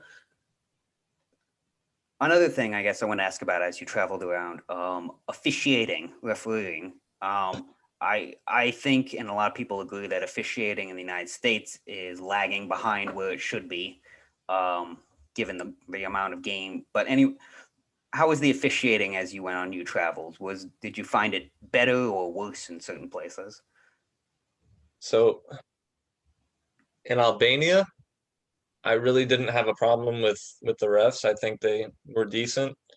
I mean, they controlled the games pretty well because a lot How of the environments there how were tight do very you like your hostile. game? How tight do you like your games called? I really don't have a preference. I just like consistency. Like I Yeah, want yeah, the I would agree. Consistency. yeah, like if you're gonna call it tight. But if you're gonna call it loose, don't change your mind at halftime and then start calling stuff that you weren't Hmm. calling. And it's, Hmm. So you'd say they were more consistent in Albania? yeah, yeah. I mean, they were good. It was like I said, it was a very hostile environment. Most games usually had a couple fights from the crowds, and Oh yeah. So did it did was they generally try to keep it tight, or did they just let it run? again, it varied. I mean, Okay, depending yeah. on the ref, Okay, yeah, I guess so. but I guess generally like maybe just even comparing. So compare like the three Dominican versus Poland versus Albanian. You know, where was it the tightest? Where was it the loosest? And where was it the least consistent, if you will? so the least consistent was Dominican Republic for sure. There's no doubt. CONCACAF. Yeah, CONCACAF refereeing blows. Well, there was one set of refs that refed together every time they refed, and they were good. They would call a good match every time. But if you didn't get that set of refs, there was a Whoever they match could where find. yeah, there was a match where I was called a penalty on, and I was looking where the ref was to confront him, and I couldn't find him. I was like, "Where's this guy at?" And he's at half field jogging to the spot. Oh And my so lord. then we sprint over to the AR. Again in broken Spanish, like you see this, tu miras, no toca, no toca. Yeah. You see, and he's like, and so he says, yeah, yeah, no, I didn't see. No, you didn't foul, no foul. So all right, you tell him. He goes, yeah, yeah, yeah. They meet, Oh 30 seconds, they're lord. talking, and the ref penalty, and they have it on video review. There's clearly no touch, and the announcers are sitting I there don't saying, suppose they have VAR yet in the Dominican League. not, and they don't, but it really wouldn't be difficult to have because they just set a TV monitor out there and And would you say generally, even outside playing, just watching, you pro VAR? Would you say no. no? Okay, tell me why. I want them like it's a good idea, but every game the rules are different, it seems. Every game, like I'm a Chelsea fan, and I feel like Chelsea has been absolutely shafted by VAR so many times this season. So would you say maybe it's just been very poor implementation? Absolutely. Like again, if it was worked Conceptually, out you for it conceptually ish, ish. Okay, well, tell because me ish. Why not? The why is obvious. I The what? love human error in sports. I think that That's a brings fair answer. it brings like a different aspect to the game. Like you get away with a foul, the ref didn't see it. You That's your advantage. what would have happened if France didn't make that 2010 World Cup? I mean, actually, I guess like nothing would be different at all because they totally flamed out. But we'll Yeah. always get to remember that handball. Yeah, no. Against our I think lads. the other main argument against it is that like the time it takes, it's very momentum killing.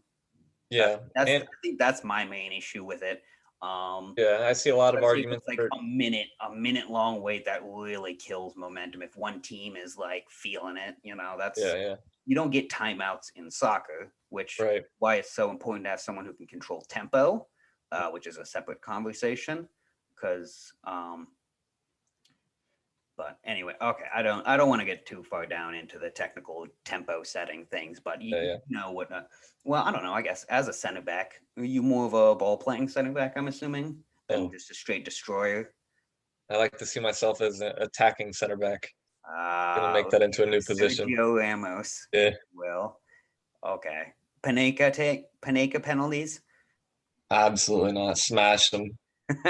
Good lad. Good lad. Um,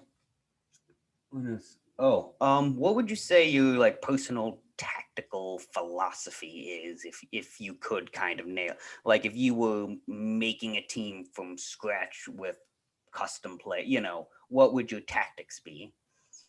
That's tough. So I would definitely play like a 4-3-3, Mhm. more of a center forward rather than striker. And Kind of a false nine, but not yeah, false nine semi false nine. with 1-6 and an 8-10-ish combo. Yeah, And basically in possession, drop the six in as like a like between the center backs. yeah, in between the center backs and just Split kind them of open wide. it up. Again, Mm, I like possession. you're speaking my language, my man. Dropping between center backs and 8, 6, 10. What are those fullbacks doing? Are they getting high and wide? If they can. Like I hate playing in teams where the manager is set, all right, you guys are going high, but they can't attack. Like they're great defenders but can't attack. Okay. Well, Or if would they're would you want them to be high, or would you want them yeah, coming in yeah. a bit later, I would rather them pressed high from the start? get high and tuck in the wingers a little Okay, so because as a center back, you'd want the shape up. You don't want like the late runs coming from them. right, right. I'm trying to think of a good example of who is a good late run maker. Um, I don't know. Anyway, but less of like a totally pushing. Well, I'm a little bit. So I would have like on the right side, I would have okay. I would either have two right footers or two left footers. So on one side, see, I don't like to be completely symmetrical. Mm, So then I would have one overlapping and one inverting in kind of what I call the João Cancelo fullback, which yeah, he's kind of made that where that outside that far side outside back pinches in and becomes kind of like a second pivot, mhm, kind of becomes like another, not even like I don't know, they kind of replace the six as the six drops, if you will, yeah, and then they can make that run from inside to out. But that's just me personally. I like a little asymmetry in my tactics. yeah, definitely. No, that's my wingers would definitely be right side left footed to cut in. Inverted, yeah. Yeah. And then I really like the early ball from the outside back.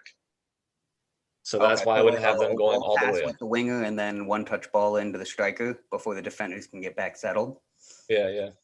Okay. What kind of striker you like? Big burly? No. Well, eh, I don't know. It's tough. Like On a scale of Peter Crouch to Carlos Tevez, or no, excuse me, not Tevez, who is even smaller than him. Eusebio. On Peter Crouch to Eusebio. I'm gonna go Benzema. Benzema. Okay, that perfect. Benzema is Like he's my perfect center just forward. he's a touch big than like your normal dude. He's got the hold up Yeah. play, but he's extremely technical. Yeah, I think if he and Cristiano went on the same team for all those years, he might have gotten his own Ballon d'Or. He really was that good. Yeah, yeah, Is for that good? sure. Still is that good. I mean, he's I'm a Real Madrid fan. I have no idea what they're doing. They've got like a team full of, the guys who won 4 Champions Leagues are all turning 35, and then you got a bunch of youngsters, and there's like no one in between.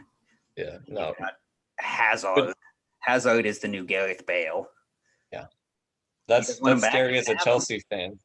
We would. I heard somewhere that like they were gonna do a swap him for Christian Pulisic, and I was like, as a Real Madrid I fan, would I'd take that in a second. Oh my lord! Well, they should have Hazard, Di Maria. Hazard, huh? Never sold Di Maria to Man United. Should have kept him. Yeah, absolutely. Anyone anyone going to Manchester is Well, anyone going to that side of Manchester, yeah, that's fair. That's fair. and, Anyone going to United? which I don't know if you saw. Well, for those of you interested, we were recording this on the 27th, so this was just after. Did you watch the Europa League final with Yeah. between United? Penalties all the way to De Gea. That's why everyone's got to practice pens. If we're doing penalty practice, keepers got to take them too, because that Villarreal dude, everyone was smashing. Well, Yeah. I don't know. Some of them might have, should have, maybe been saved, but there was a lot That's of what yeah. ones. There De was a lot Gea of good ones. De Gea looked like he never trained to save or take a penalty in his life. Like Yeah, I yeah, know fair enough. penalties aren't easy for a goalkeeper. You're not supposed to save them, But but he that's never what looked takes the pressure close. off. Yeah, it's I don't know. Well, to be fair, when you get scored on 11 straight times without making a save, after like the sixth or seventh one, you would understand why you might start being like, oh my God, I'm not going to get any of these. It's like, I don't know if you ever played Super Mario Strikers Charged on the Wii, where you could put in like the super shot or shot like 6 times and it would be at like high speed, and if you played the computer at the highest difficulty, it would just be like and you get scored on like 6 times. That's how it feels. yeah. No, I get it's again nothing against goalkeepers, but it's just for me in a shootout, you gotta do something. Like again, I don't know if he was just trying to read it too much to the point where if they sent him the wrong way, he just kind I of think it's stood a there. confidence issue. Yeah, that's what I kind of think. He's been in decline since probably 2014, and then now I don't think he's they don't exactly assign he's the starting goalkeeper, but it seems that Dean Henderson is kind of winning that battle. Yeah. I don't know what his future holds. I'd like to see him move. Where could he go? I'm trying to think. If someone, okay, let's say if PSG, I'm doing a little fantasy transfer dominoes here. Keylor Navas gets old. PSG buys Juan Oblak, and De Gea goes back to Atletico where he started his career. It makes too much sense. I mean, I predicted the Suarez to Atletico to win the title. I was like, I did not predict that. A 4-4-2 with Suarez and Costa up top would just be the most and I think they ended up releasing Costa, but still. Like those, would you like to play center back against Costa and Suarez? You'd be black and blue. Oh yeah, absolutely not. That's what I'm realizing a lot now is again, I always had the idea that center backs are all like huge and the strikers are 5'10", whatever, just good. But it seems like everywhere I look now, other than the US and England, I guess, but like the center backs are 5'8", 5'9", 5'10", 6'2" at the tallest. But the strikers are getting very stout and bullish. Built like bulls, yeah. And just well, I mean, I think you've seen, I mean, the game has just been evolving kind of in that direction as well. It maybe in different regions it's developing at different paces, but generally the game's been moving more towards that direction. I guess one other question I had for you. So, what is your pre-game? I don't even want to say ritual, but like, what is? Let's say you have a match at like 7 p.m. So, starting from 7 p.m. the day before, what is your 24-hour preparation for a match? all right, so I do like to drink a lot of water. Well, So that's good. just obviously try to get like not necessarily a gallon a day, but enough to stay hydrated. Hmm. Like I'm not one of those guys that thinks you have to drink a certain amount or you're going to be dehydrated. It's more Drink of when you're thirsty. Well, I mean, right. you absolutely can, and it's been proven is very bad. You can drink too much. Yeah, yeah. So, I mean, just But drink like when you you're thirsty. exactly. Go in the room. So water throughout the day. Probably try to get some pasta in, pasta, chicken breast for dinner The night before. night before. Hmm. Um, Probably in bed by 11, 11:30. Now, Again, like, not how are you, in what ways are you mentally preparing? Like, are you going over the tactics, or are you just like trying to relax mentally, or how are you preparing in that sense? so I try to visualize or do visualization like practices, I guess, the night before a match. Yeah. Just kind of where I lay in bed and before I go to sleep, kind of take different key parts of any match that a center back would go through, like winning headers off a goal kick or corner. Um, Now, what kind of like forward tactical reports do you get on, like, how scouted are your opponents, or is it more like, well, we'll see what they're like when we show up? for me, so far, it's been like that. Again, I'm sure the higher you go, Well, I there's think it obviously, depends too. Some coaches will just say we're going to do what our thing, and it doesn't matter, and yeah, other coaches are more like we're going to, it's a philosophy thing. But yeah, definitely. so But not yeah, not necessarily studying tactics, but just kind of doing some positive visualization the night before is what you. yeah, Okay. yeah. And then just kind of wake up when I wake up. I'm not an alarm clock guy. Okay.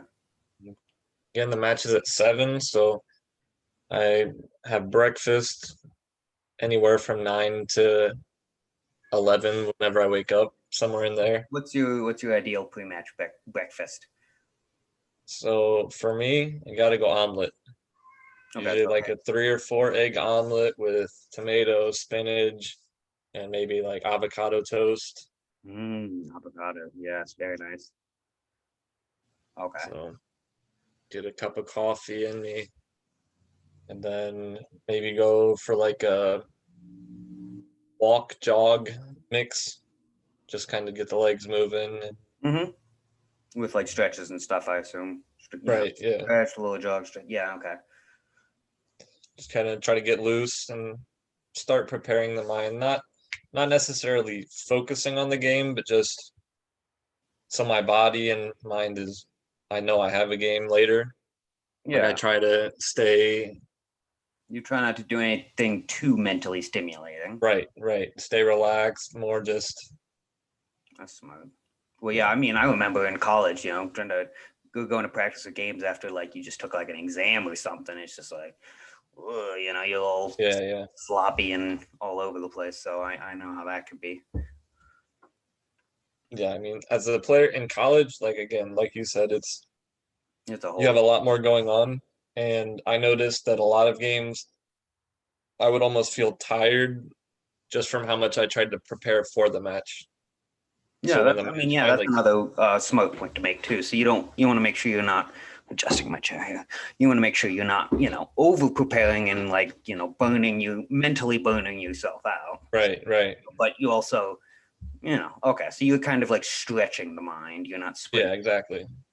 Just Okay. kind of warming up the mind, getting it ready for, Sure. In the same way that you take a walk slash jog, that's what you mentally jogging, not yeah, okay. And then yep. what, like, when would you have like your lunch? I guess. So I would probably eat around 3, 2:33. So 4 hours pre-match. Yeah, and it would usually be again same thing, pasta, try to get carbs and chicken or Hmm. turkey, something lean, but again, protein, get Yeah, the yeah. You want carbs in decent amount of protein and carbs, but you want them to be like, lean. lighter. You don't Yeah. want anything. You don't want any fat. So as low fat as you can get it. But anyway. So I would have that and um then probably around 4:30ish probably head to the stadium and we're just kind of hanging out in the locker room, kind of joking around. Yeah. What Nothing is what is the serious. atmosphere inside the? Has it been different in any of the different places, or is it kind of like a similar kind of atmosphere? So I'll go for from college to Dominican Republic. They're all different. Like Okay. college, it's in the inside the locker room, music playing, joking around. I was never in the locker room. I would always kind of get my stuff, go sit out in the hallway, listen to music, and like I said, everything was business. And again, like I said, I think with that kind of came with some drainage where you're almost overthinking. Yeah, no, I mean, I think especially like if you got like a long bus ride or something, like a 45 minute something like that, where it's like just the right amount of time when you're just kind of like thinking about it too much, if you will. Yeah. Yeah, I mean, that's So definitely yeah, another problem. like away games, I try to sleep as long as I can, Yeah, and yeah, it's just traveling is a whole, there's so many parts to soccer outside of what happens on the field. yeah, yeah. It's How you travel, how you eat, and how you. Okay, so let's say right now though, what do you like in the locker room? Are you joking around with the teammates, or are you still kind of in your own like yeah. So I mean, the first probably 15, 20 minutes of being there, I keep the headphones off, joking with the guys. Not even necessarily joking, but just kind of making some lighthearted, like starting the connections with yeah, the yeah, guys? talking, whatever. And then we get closer to the preparation for warm-ups. So then I'll start listening to music, kind of get into the zone of, all right, we have a match. Do you kind of see everyone else start to do that as well? Some do, and some, again, like to stay. Okay, it depends on the person. Yeah, definitely. Definitely Okay. depends on the person. And again, with some of the teams that I played with, you can kind of tell who's played professionally before, who this is their first contract, or they don't have a In lot what of ways, experience. if you could name one specific in that context, like how could you pick someone out who you could say, ah, that's pro. So I think if you are a pro athlete getting ready for a match and you are, I don't know how to word it, I guess, but I think you are there to do a job. Mm-hmm. It becomes business. It's not all fun and games. Again, you should be having fun, obviously, but Sure. there's a switch that you kind of turn on, and if you walk into a locker room, you should be able to tell who's playing that match just by how they're carrying themselves at that point. Yeah, well, So that for that's me, what I was kind of alluding to before. How you say like at the beginning everyone's kind of mixing, and then maybe like you starting 11 in a couple of your key subs, kind of as the time goes, they start kind of going into their own thing. But then maybe the players who might not be playing or whatever, they'll yeah, kind of they're not maybe as focused on the matches. Well, okay, I guess that's my question. Are they maybe not on as focused on the match as they should be, or I don't know. no, I think what you're saying is it should be a professionalism, but I don't know. I try to look at things from the other perspective as always, and I could see how certain people, just depending on their personality, that might like that might kind of be the mood that they need to get themselves in. But yeah, that's where I mean, there's not like a right or wrong no, way no, to no. prepare for a Of match as course, long as you're prepared for the match. yeah. Just for me personally, I don't I think that the players that need to be joking around or whatever before a match might not necessarily have that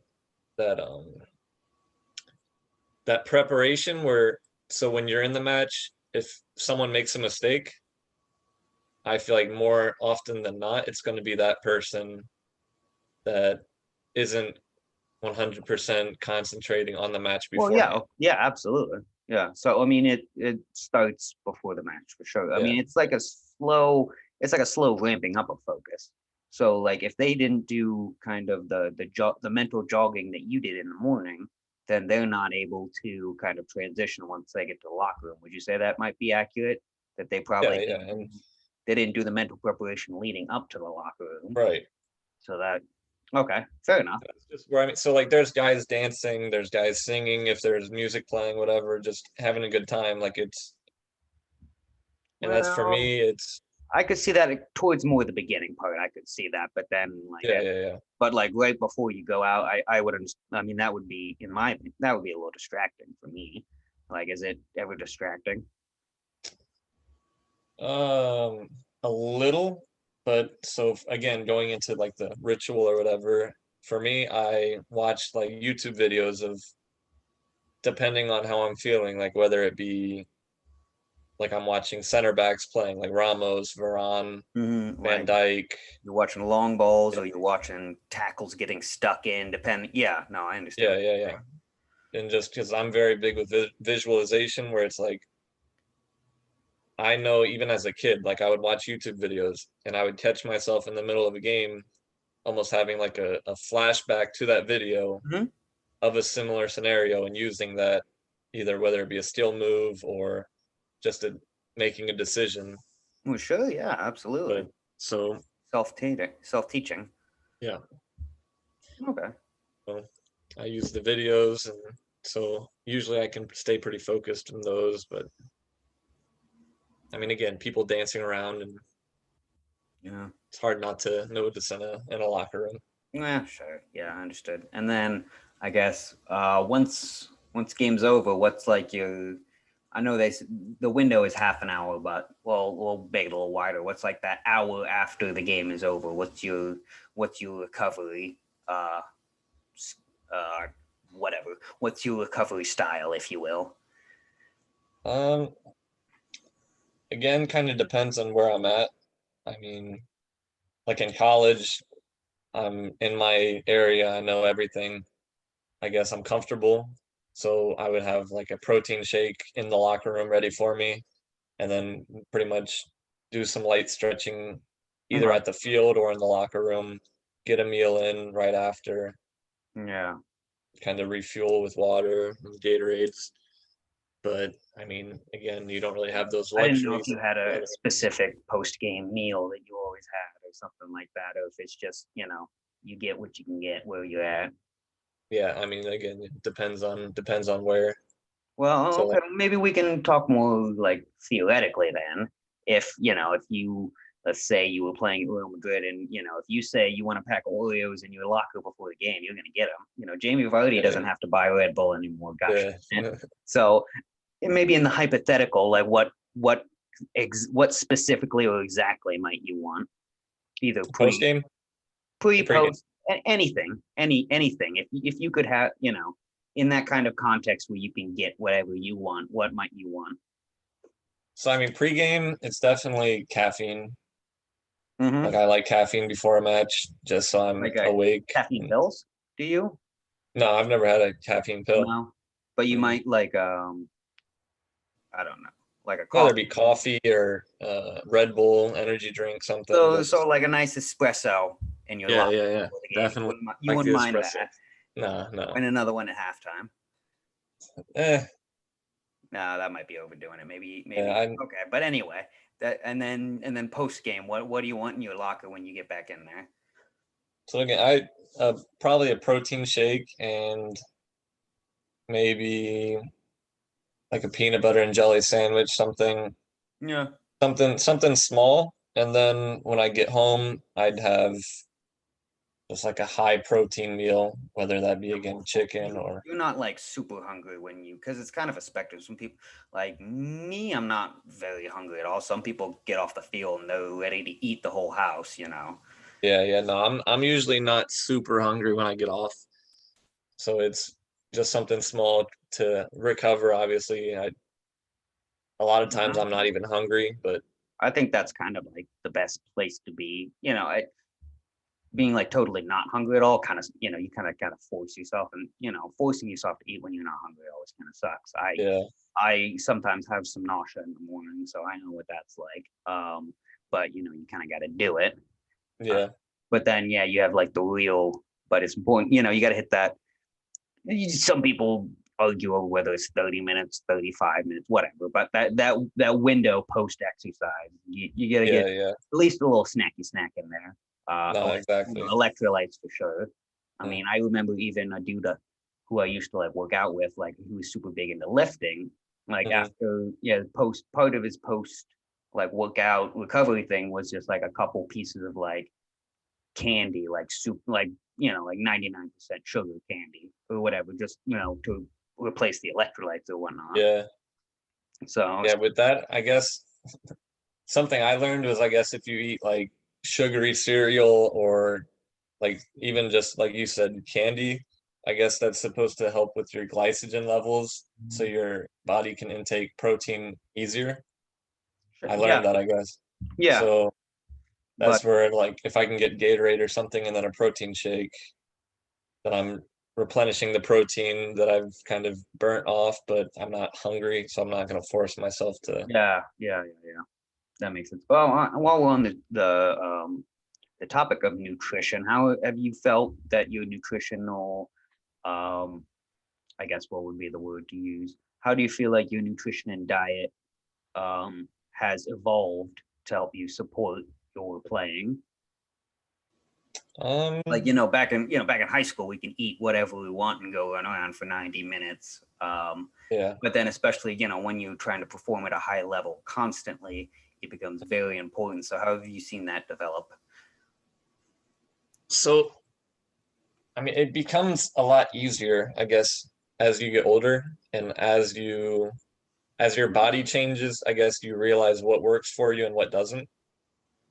Okay. So again, like I said, I'm really into like eggs, omelets, because I feel like it's easily digestible. Yeah, no, that's fair enough. I just try to keep like a high protein diet. I've learned that I mean, my body weight just fluctuates a lot, like extreme fluctuations where it can Hmm. go from, I don't know if it's intake in water or what, but like after a training session or before a training Are you session, the I can kind of weigh guy that myself. turns a gray shirt black? Oh yeah, Oh yeah, it's we had one of those. We always have one of those. That's always fun. You like midway through practice, it's like staring at clouds. You try to say, yeah. "Oh, today his back looks like this." No, yeah. It's It's always fun. especially in Florida or Dominican Oh, Republic where sure, it's the humidity is sure. extreme. But yeah, I can lose 5 pounds after a session easily. I So it's bet. just I mean, is um, there like, well, especially in the Dominican Republic, do they do like hydration breaks or anything like that? we didn't do any. Maybe we did. Do you wish there was hydration breaks? I, for some reason, I've never really drank water in between, No, that's like fair enough. in training sessions. I don't drink water, and at halftime I do obviously, but I Yeah, well, mean I don't just think you want to drink a lot during because then like it starts like kind of cramping up if you drink it. yeah. So, but I didn't know, especially with like the heat, if you found those like to be helpful to get a little break, catch your breath, or if you found them to be, disruptive. But No, if you I think have them, they're then definitely helpful. I mean, if nothing else, you can kind of figure out what's gone wrong in a match or what's working. I mean, it's kind of like a basketball. It's like a Yeah, pre-game basketball timeout, if you will. yeah. But I definitely don't think they should be here to stay. Like I know they had them even with COVID, just getting back into the matches. They would have They should only hydration be used breaks. when necessary. They shouldn't. Yeah, They shouldn't implement them in all matches right. everywhere. But especially when we're having this ridiculous cup in the Middle East, they're going to have one every 5 minutes. No, sorry, we're going to play the World Cup in the winter now. It's so crazy. Oh, Still money can't makes the that world one. go. Money makes the World Cup go round. Oy vey. What are your aspirations post playing career? What Um, would you? Well, okay, I guess first I'll ask, do you have aspirations to coach at any level? so I definitely have that idea going around in my head a lot. Mm-hmm. Like I see myself really enjoying coaching. I just don't know what level I would like to coach at. Like Yeah. as of right now, I think I would definitely prefer older versus younger, and Yeah. whether that be club or college or Yeah. if I could Could get you see professional. But yourself? Yeah. Could you see yourself later in the career, maybe holding like a player coach role, something like that? if there was one available to me, for sure. But Yeah, but that's I that's don't think something you. they give those out very often. No, but that's something you would might be interested in. Like like you said, they don't Yeah, have much, but no, if definitely. if something That's like that, you definitely okay. That's cool. But outside of that, what are maybe some ideas? So what do you? Or are you gonna be like, oh, I mean, there's that dude in Japan who's he's a field player, he's still playing at 50. So after 50, nah, you got until then to figure out what you're gonna do when you grow up. yeah. Well, okay, well, let I me. What did you major in at Elmhurst? so my major, well, I started out as sports management and international business, Mm-hmm. and I then think it, you learned a few lessons about that in Poland as well. yeah. Well, I should have stayed there through Elmhurst. So I changed my degree to finance and international business, and then a lot of short stories that turned into a long story. I changed to criminal justice. So Okay. my family, pretty much everyone in my family is criminal justice. They worked as police officers or in prison systems. Yeah. It was something I was interested in, but I wasn't sure what I wanted to do. I just knew that I wanted to play football. Yeah. Yeah. I know how that is. So I got my degree in criminal justice. I've thought about different options, kind of using that, whether it be go get my master's and be a grad assistant somewhere, so I could get my grad assist or I could get my master's, whether it be in criminal justice or something Okay. in that area, while getting coaching experience or going into policing. But again, right now it doesn't look like it's the most favorable job in the. Yeah. Yeah. I understand what you're saying, but something in that, maybe more in like a DA or prosecutor's office, something like that side of the criminal justice Yeah, system. yeah. Okay, so Again, you got so some ideas. yeah, I mean, I have a lot of ideas that I can go into, just still Yeah, no, not really. I was just curious because when you see a lot of, I mean, I don't know what the statistic is, but like 3 years after they're out of the NFL or NBA, like 60% of players are broke. Now I know you're not exactly playing with that kind of money, Yeah, but I was gonna say, I always curious. waiting to get there But first. well, it's always interesting to see what people's players' plans are post. Some of them want to do commentary, some of them want to do coaching, some of them, some want to referee when they retire. Is I that would like to, did you ever ref like in youth or at all? yeah, I refed kind of throughout middle school and high school, Yeah, and same. then I got over it very quickly. Yup, same. So it's just, Oh yeah, I it's gotta apologize to on any teams that I refereed back then because I didn't wear glasses back then. So I'm sure I was making terrible calls, like because I didn't start wearing glasses till like seventh grade. So like any game that I refereed in like sixth grade, you were probably right. I probably did this. My bad. yeah, no. I understand why it's so hard to find a good ref because they're chased off every chance a fan gets. It's just not worth the money, even though the money is very good as a referee. Yeah, that is one thing. Yeah, you can get paid pretty good at. But But yeah, I mean, I would definitely like to stay in football somewhere. yeah, Just no, definitely. I was just curious how not, you might. yeah. Do you have any thoughts of how you might kind of wed the two, or where there might be some overlap in there? Like, Uh, you know, prosecuting referees for bad calls or something like that. prosecuting bad agents, Okay, yeah, no, foreign sure. foreign No, agents you that could bring like class action lawsuits against like that's legitimate depending on what level of DA's office you're at, that's I'm taking down FIFA.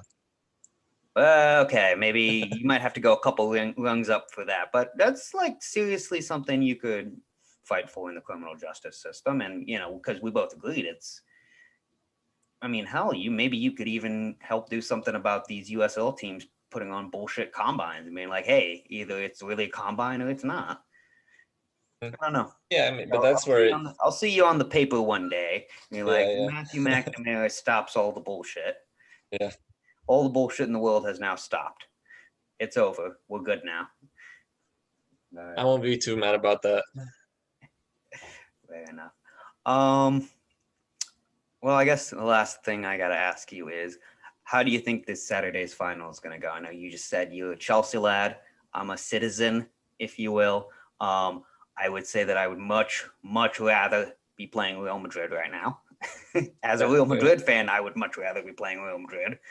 I'm nervous as a City fan, especially given that we just lost in that community. Was that FA Cup or Community Shield we lost to you guys? FA Cup. FA. See, okay, here I see it going one of two ways. Either we're going to lose 1-0 in a very tense, tight game, or we get an early goal and you spend the whole game chasing and we won 3-1. It's either going to go one of those two directions, in my opinion. See, I don't know. Whenever we play, I'm very confident. Just that way I can put the positive vibes out there and say, yeah, we're going to win 3-0. And if we don't, we don't. I used to think like that, but then I realized, like, I'm not actually part of the team, so I'm allowed to be negative and it's fine. Yeah. I think the best case would be for us to take you to penalties. But then again, I don't think we would do well because of how many young players. And I just feel like I'd take Ederson over Mendy any day of the week. Yeah. Yeah. Well, I'll take my man Zach Steffen. I love Zach. I'll take Mendy over him. Well, yeah, but would you take Kepa over him? Oh, I would not. I would take me over Kepa. Oh Lord, Kepa. Well, you can't get him off the field one way or the other. Anyway, all right. I think it's been a pretty good wrapping up point. We're about as long as I thought we were going to go, but I appreciate you walking me through the wild road you've taken. And so you still kind of fishing for now, just training, staying fit, and looking for clubs, basically. So again, I don't know what information I can or can't give out, but just okay, yeah, fair enough. No, just I plan on going to the agency again that I've been working with. They have residential programs, and so I was just with my agent this last weekend, and he basically said we have 2 teams, one in Colombia, one in Costa Rica. And no income you're basically There's no income tax in Costa Rica. That'd be nice too. But yeah, it'd be the first division or second division Colombia. And basically I would join them in preseason, and I would have the preseason where they either sign me or don't. But I'm going to join a residency program with them so I can train over in Mexico. I think Tijuana. So it's like right on the border and going to and from San Diego. Generally, is that coming up soon or is that kind of down the road? Yeah, that'll be within the next couple weeks. We'll wrap up here. Once again, I appreciate it. I don't know how many soccer scouts will be watching this podcast. I have 10 subscribers at the moment. So I don't think one of them is Pep, but I could be wrong. So Pep, call up my man Matt. You could, with the right wig, you could pass as Kevin. I could see you in the midfield with Phil Foden and my man Silky Ilky Gundogan. Man, he's really come on this season. Yeah, he has. But anyway, all right, man. Do you have any last thoughts, vibes you want to put out to the people? Nah, just again, appreciate having me on here. Good to catch up, kind of. Yeah. And the professional journey of Mr. Matthew McNamara is far from over. I look forward to following your career.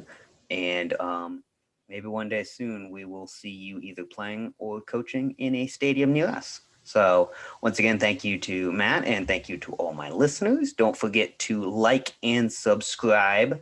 I'm not even going to make you ring the bell because I'm nice like that. And keep on listening to DP to the Brain.